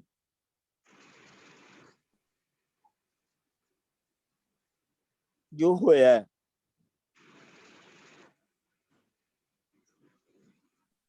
ਦੂਜੀ ਗੱਲ ਇਹ ਹੈ ਕਿ ਮੈਂ ਸਮਝਦਾ ਕਿ ਜਿਹੜਾ ਪਾਰਟੀਸ਼ਨ, ਪੰਜਾਬ ਦੀ ਪਾਰਟੀਸ਼ਨ ਨੂੰ ਜਿਹਨੇ ਬਹੁਤ ਡੂੰਘੇ ਪੱਧਰ ਦੇ ਉੱਤੇ ਸਮਝਿਆ, ਉਹ ਮੰਟੋ ਸੀ। ਔਰ ਉਹਦੀਆਂ ਕਹਾਣੀਆਂ 2 ਟੀਟਵਾਲ ਦਾ ਕੁੱਤਾ ਤੇ ਤੋਬਾ ਟੇਕ ਸਿੰਘ ਉਹ ਜੋ ਕੁਝ ਕੈਪਚਰ ਕਰਦੀਆਂ ਨੇ ਉਹ ਅੱਜ ਤੱਕ ਹੋਰ ਕਿਸੇ ਵੀ ਕਹਾਣੀ 'ਚ ਕੈਪਚਰ ਨਹੀਂ ਹੋਇਆ। ਬਸ ਮੈਂ ਇਹ 2 ਗੱਲਾਂ ਕਰਨੀਆਂ ਸੀ। ਬਿਲਕੁਲ ਬਿਲਕੁਲ ਠੀਕ ਹੈ ਮਨਜ਼ੂਰ ਜੀ। ਤੁਸੀਂ ਇਹ ਦੁੱਖ ਜਿਹੜੇ ਨੇ ਵੰਡ ਨੇ ਜਿਹੜੇ ਦੁੱਖ ਦਿੱਤੇ ਇਹ ਨਹੀਂ ਮੁੱਕ ਸਕਦੇ। ਇਹ ਪੀੜ੍ਹੀ ਤੋਂ ਪੀੜ੍ਹੀ ਉਦੋਂ ਤੱਕ ਚੱਲਦੇ ਰਹਿਣਗੇ ਕਿਉਂਕਿ ਕੋਈ ਵੀ ਤਰੋ, ਕੋਈ ਵੀ ਜ਼ੁਲਮ, ਕੋਈ ਵੀ ਅਨਿਆਏ, ਜਿਸ ਤਰ੍ਹਾਂ ਤੁਸੀਂ ਕਿਹਾ ਹੈ ਕਿ ਇਹ ਕਰਬਲਾਈ ਸੀ, ਕਰਬਲਾਈ ਸੀ। ਜੀ ਜੀ ਜੀ ਜੀ ਬਿਲਕੁਲ ਸਹੀ ਕਹਿੰਦੇ। ਇਹ ਭੁੱਲਣ ਦੇਣੇ ਨਹੀਂ ਚਾਹੀਦੇ। ਹਾਂ, ਇਹ ਭੁੱਲਣ ਨਹੀਂ ਦੇਣੇ ਚਾਹੀਦੇ ਕਿਉਂਕਿ ਇਹਦੇ ਵਿੱਚੋਂ ਹੀ ਜਿਹੜਾ ਨਾ, ਇਹਦੇ ਵਿੱਚੋਂ ਹੀ ਕੋਈ ਐਸਾ ਰਸਤਾ ਨਿਕਲਣਾ ਹੈ ਜਿਹੜਾ ਇਹਨਾਂ ਦੁੱਖਾਂ ਨੂੰ ਮੁਕਾਏਗਾ ਮੇਰੇ ਖਿਆਲ ਦੇ ਵਿੱਚ। ਹਾਂਜੀ ਜੀ, ਕੋਈ ਹੋਰ ਸਾਡੇ ਮਿੱਤਰ ਗੱਲ ਕਰਨਾ ਚਾਹਣ? ਜੀ ਮੈਂ ਡਾਕਟਰ ਸਾਹਿਬ ਦੀ ਗੱਲ ਤੇ ਛੋਟਾ ਜਿਹਾ ਕਮੈਂਟ ਕਰਨਾ ਚਾਹਾਂਗਾ। ਜੀ ਜੀ ਜਿਵੇਂ ਆਪਾਂ ਜਿਹੜਾ ਪਾਸਟ ਹੁੰਦਾ ਹੈ, ਪਾਸਟ ਜਿਹੜੇ ਇਨਸੀਡੈਂਟਸ ਏਦਾਂ ਦੇ ਹੁੰਦੇ ਨੇ ਉਹਨੂੰ ਯਾਦ ਕਰਕੇ ਆਪਾਂ ਇਮੋਸ਼ਨਲ ਹੋ ਜਾਂਦੇ ਹਾਂ, ਹੈ ਨਾ ਸਾਰੇ। ਲੇਕਿਨ ਜਿਹੜਾ ਪ੍ਰੈਜ਼ੈਂਟ ਹੈ, ਪ੍ਰੈਜ਼ੈਂਟ ਵਿੱਚ ਵੀ ਆਪਾਂ ਉਦਾਂ ਦੀ ਕੰਡੀਸ਼ਨ ਪੈਦਾ ਕਰ ਰਹੇ ਹਾਂ ਜਿਵੇਂ ਉਦਾਂ ਹੋਇਆ। ਮੈਨੂੰ ਇਹ ਲੱਗਦਾ ਹੈ ਵੀ ਜਿਹੜੇ ਪਾਸਟ ਦੇ ਕਰੈਕਟਰ ਨੇ ਉਹ ਆਪਣੇ ਟਾਈਮ 'ਚ ਮੌਜੂਦ ਨਹੀਂ ਆਪਣੇ ਨਾਲ। ਜਿਹੜੀ ਇਨਸਾਨ ਦੇ ਨਾਲ ਇੱਕ ਫੀਲਿੰਗ ਹੁੰਦੀ ਹੈ, ਜੇਲਸੀ ਹੁੰਦੀ ਹੈ, ਜਾਂ ਲੇਕਿਨ ਜਿਹੜੇ ਕਰੈਕਟਰ ਮੌਜੂਦ ਨੇ ਉਹਨਾਂ ਦੇ ਨਾਲ ਉਹ ਚੀਜ਼ਾਂ ਹੈਗੀਆਂ ਨੇ, ਇਮੋਸ਼ਨ ਹੈਗੀਆਂ ਨੇ। ਹੋ ਸਕਦਾ ਆਪਾਂ ਕਿਸੇ ਪੜੋਸੀ ਨੂੰ ਦੂਜੇ ਧਰਮ ਦਾ ਹੋਵੇ, ਜਾਤ ਦਾ ਹੋਵੇ, ਲਾਈਕ ਨਹੀਂ ਕਰਦੇ, ਲੇਕਿਨ ਜਦੋਂ ਇਨਸੀਡੈਂਸ ਮੰਨ ਕੇ ਚਲੋ ਹੁਣ ਵੀ ਇਨਸੀਡੈਂਸ ਹੁੰਦੇ ਨੇ, ਉਹ ਇਨਸੀਡੈਂਸ ਆਉਣ ਵਾਲੇ ਲੋਕਾਂ ਨੂੰ ਜ਼ਿਆਦਾ ਇਮੋਸ਼ਨਲ ਕਰਨਗੇ। ਵੀ ਇਹ ਵੀ ਇੱਕ doctor, I request to doctor ਸਾਹਿਬ ਕਿ ਇਹ ਚੀਜ਼ ਇਸ ਐਸਪੈਕਟ ਤੋਂ ਇਸ ਚੀਜ਼ ਨੂੰ ਦੇਖਿਆ ਜਾਵੇ ਕਿਉਂਕਿ ਇਹ ਇਨਸੀਡੈਂਟਸ ਇਨਸਾਨ ਨੇ ਕੁਝ ਨਹੀਂ ਸਿੱਖੇ, ਹੁੰਦੇ ਜਾ ਰਹੇ ਨੇ, ਲਗਾਤਾਰ ਹੁੰਦੇ ਜਾ ਰਹੇ ਨੇ। ਤੁਸੀਂ ਗੱਲ ਵਧੀਆ ਕਰੀ ਹੈ ਵੀ ਹੋ ਸਕਦਾ ਹੈ ਬੰਦ ਹੋ ਜਾਣ, ਲੇਕਿਨ ਕਿਵੇਂ ਬੰਦ ਹੋਣਗੇ? ਵੀ ਆਪਾਂ ਜਿਹੜੇ ਹੁਣ ਹੈਗੇ ਨੇ ਉਹਨਾਂ ਨੂੰ ਸਾਰਾ ਪਤਾ ਲੇਕਿਨ ਉਹੀ ਕ੍ਰੀਏਟ ਕਰ ਰਹੇ ਨੇ, ਉਦਾਂ ਦੇ ਹੋ ਰਹੇ ਨੇ। ਈਸਟ ਪੰਜਾਬ 'ਚ ਵੀ ਉਹੀ ਹਾਲ ਹੈ। ਦੂਜੇ ਪਾਸੇ ਤਾਂ ਮੈਨੂੰ ਬਾਹਲਾ ਪਤਾ ਨਹੀਂ। ਥੈਂਕ ਯੂ, ਮੈਂ ਇੰਨਾ ਹੀ ਕਹਾਂ।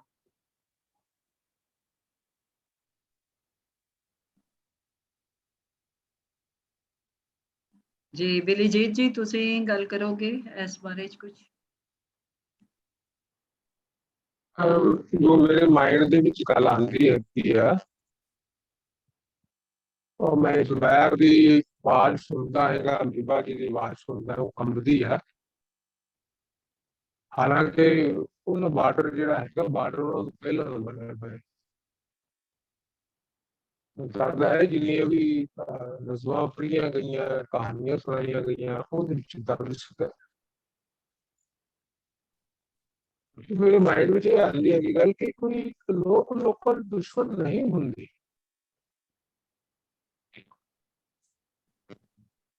ਫਿਰ ਵੀ ਜੋ ਆਪਾਂ ਦੁੱਖ ਸੁਣਾਉਂਦੇ ਆ ਉਹ ਹਰ ਇੱਕ ਦੇ ਲੋਕਾਂ ਨੂੰ ਦਿੱਤੇ ਹੈਗੇ ਆ, ਔਰ ਉਹ ਕਿਸੇ ਦੇ ਕਹੇ ਤੋਂ ਦਿੱਤੇ ਆ।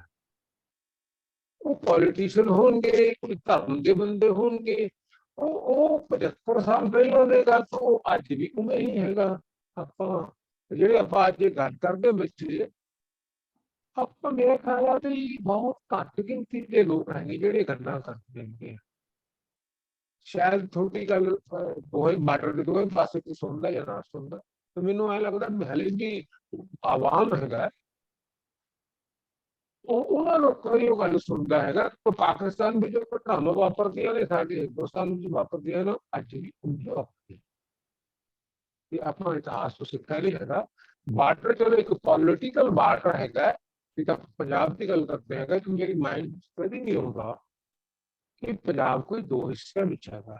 ਇਹ ਮੈਨੂੰ ਹਮੇਸ਼ਾ ਇੱਕ ਹੀ ਲੱਗਦਾ ਤੇ ਹਮੇਸ਼ਾ ਮੇਰੀ ਇੱਛਾ ਰਹਿੰਦੀ ਹੈ ਵੀ ਉਹ ਜਿਹੜੀ ਜਿੰਨੀਆਂ ਵੀ ਪੰਜਾਬੀ ਬੋਲੀ ਦੀਆਂ ਜਿੰਨੀਆਂ ਵੀ ਉਹਦੀਆਂ ਉਪ ਬੋਲੀਆਂ ਨੇ, ਉਹ ਸਾਰੀਆਂ ਪੰਜਾਬ ਦੀਆਂ ਬੋਲੀਆਂ ਮੈਨੂੰ ਸਮਝ ਲੱਗਦੀਆਂ ਨੇ। ਆਪਾਂ ਯੂਰਪ ਦੇ ਵਿੱਚ ਸਾਰੇ ਬਾਰਡਰ ਤੋੜ ਦਿੱਤੇ ਹੈ। ਇਹ ਬਾਰਡਰ ਕੋਈ ਐਗਜ਼ਿਸਟ ਨਹੀਂ ਕਰਦਾ, ਉਹ ਸਿਆਸਤਦਾਨਾਂ ਵਾਸਤੇ ਐਗਜ਼ਿਸਟ ਕਰਦਾ ਕਿਉਂਕਿ ਉਹਨਾਂ ਨੂੰ ਲੋੜ ਹੁੰਦੀ ਹੈ ਬਾਰਡਰ ਦੀ। ਤੇ ਜੇ ਜਿੰਨੇ ਕੁ ਆਪਾਂ ਸਮਝਦਾਰ ਲੋਕ ਆਪਾਂ ਗੱਲਾਂ ਕਰਦੇ ਆ, ਮੇਰਾ ਖਿਆਲ ਹੈ ਕਿ ਹਲੇ ਸਾਡੀ ਕੋਈ ਬਹੁਤੀ ਗੱਲ ਦੋਵੇਂ ਪਾਸੇ ਕੁਝ ਸੁਣਦਾ ਨਹੀਂ ਹੈਗਾ। ਆਪਾਂ ਕੋਸ਼ਿਸ਼ ਕਰਦੇ ਹਾਂ ਜੇ ਵੀ ਅੱਜ ਵੀ ਆਪਾਂ ਇੱਥੇ ਬੈਠੇ ਇੱਕ ਐਫਰਟ ਹੈਗੀ ਹੈ ਤੇ ਆਪਾਂ ਉਹ ਗੱਲ ਸੁਣਾਈਏ ਕਿ ਤੁਸੀਂ ਇੱਕ ਆਰਟੀਫਿਸ਼ੀਅਲ ਪੋਲੀਟੀਕਲ ਬਾਰਡਰ ਬਣਾਇਆ ਹੈਗਾ। ਇਹ ਬਾਰਡਰ ਇੱਕ ਮਨ ਵਿੱਚ ਨਹੀਂ ਪੈਦਾ ਨਹੀਂ ਹੁੰਦਾ, ਉਵੇਂ ਆਪਾਂ ਦੋਵੇਂ ਪਾਸੇ ਫੌਜਾਂ ਖੜਾ ਦਿੱਤੀਆਂ, ਇਹਨਾਂ ਅਸਲਾ ਬਰੂਦ ਖੜਾ ਕਰ ਦਿੱਤਾ ਹੈ। ਤੇ ਮੈਂ ਬਾਰਡਰ ਤੇ ਬੈਠ ਕੇ ਵੀ ਦੇਖਿਆ ਹੈਗਾ, ਦੋਵੇਂ ਫੌਜਾਂ ਉੱਥੇ ਆਪਦੇ ਆਪਣੇ ਜੁੱਤੀਆਂ ਸਰਾਂ ਲਾਉਂਦੀਆਂ ਨੇ ਤੇ ਉੱਥੇ ਉਹ ਸਿਆਸਤ ਤਾਂ ਦਿਖਦੀ ਆ ਉੱਥੇ। ਤੋ ਇੰਨੀ ਕੁ ਗੱਲ ਮੇਰੇ ਮਨ ਵਿੱਚ ਆ ਰਹੀ ਸੀਗੀ। ਸਮੀਨਾ ਜੀ ਜੀ ਮੈਨੂੰ ਬਾਹਰ ਜਾਣਾ ਪੈ ਰਿਹਾ, ਐਮਰਜੈਂਸੀ ਫੈਮਿਲੀ ਦੀ ਛੋਟੀ ਜੀ, ਤੇ ਮੈਂ ਜ਼ੁਬੈਰ ਸਾਹਿਬ ਨੂੰ ਹੋਸਟ ਬਣਾ ਦੇਣਾ ਤੇ ਉਹ ਮੀਟਿੰਗ ਸਟਾਪ ਕਰ ਦੇਣਗੇ ਰਿਕਾਰਡਿੰਗ। ਚਲੋ ਠੀਕ ਹੈ ਠੀਕ ਹੈ। ਮੈਂ I have to step out. ਮੇਰੇ ਖਿਆਲ ਠੀਕ ਹੈ। ਅੱਜ ਮੀਟਿੰਗ ਥੋੜੀ ਸੀ ਜ਼ਿਆਦਾ ਲੰਬੀ ਹੈ ਤੇ ਮੇਰਾ ਅੰਦਾਜ਼ਾ ਨਹੀਂ ਸੀ। ਹਾਂ ਬਸ ਅਸੀਂ ਮੇਰੇ ਖਿਆਲ ਚ ਡੇਟ ਹੋ ਗਿਆ ਟਾਈਮ, ਥੋੜਾ ਜਿਹਾ ਅਸੀਂ ਹੋਰ ਹਾਂ ਫਿਰ ਵਾਈਂਡ ਅਪ ਕਰਨਾ ਜੀ। ਮੇਰੇ ਖਿਆਲ ਤੁਸੀਂ ਆਪਣਾ ਸਹੀ ਸਭ ਰਿਕਾਰਡਿੰਗ ਬੰਦ ਕਰਕੇ ਜਾਓ। ਹਾਂ ਰਿਕਾਰਡਿੰਗ ਤੁਸੀਂ ਬੰਦ ਹੀ ਕਰ ਦਿਓ ਸਹੀ ਸਾਹਿਬ। ਠੀਕ ਹੈ ਚਲੋ ਫਿਰ ਰਿਕਾਰਡਿੰਗ ਬੰਦ ਕਰ ਰਹੇ ਹਾਂ, ਫਿਰ ਤੁਸੀਂ ਜਦੋਂ ਮਰਜ਼ੀ ਬੰਦ ਕਰ ਦੇਣਾ। ਚਲੋ ਠੀਕ ਹੈ ਓਕੇ ਜੀ, ਮੈਂ ਰਿਕਾਰਡਿੰਗ ਬੰਦ ਕਰ ਰਿਹਾ ਜੀ। ਹਾਂਜੀ ਥੈਂਕ ਯੂ। ਠੀਕ ਹੈ ਜੀ। ਅੱਛਾ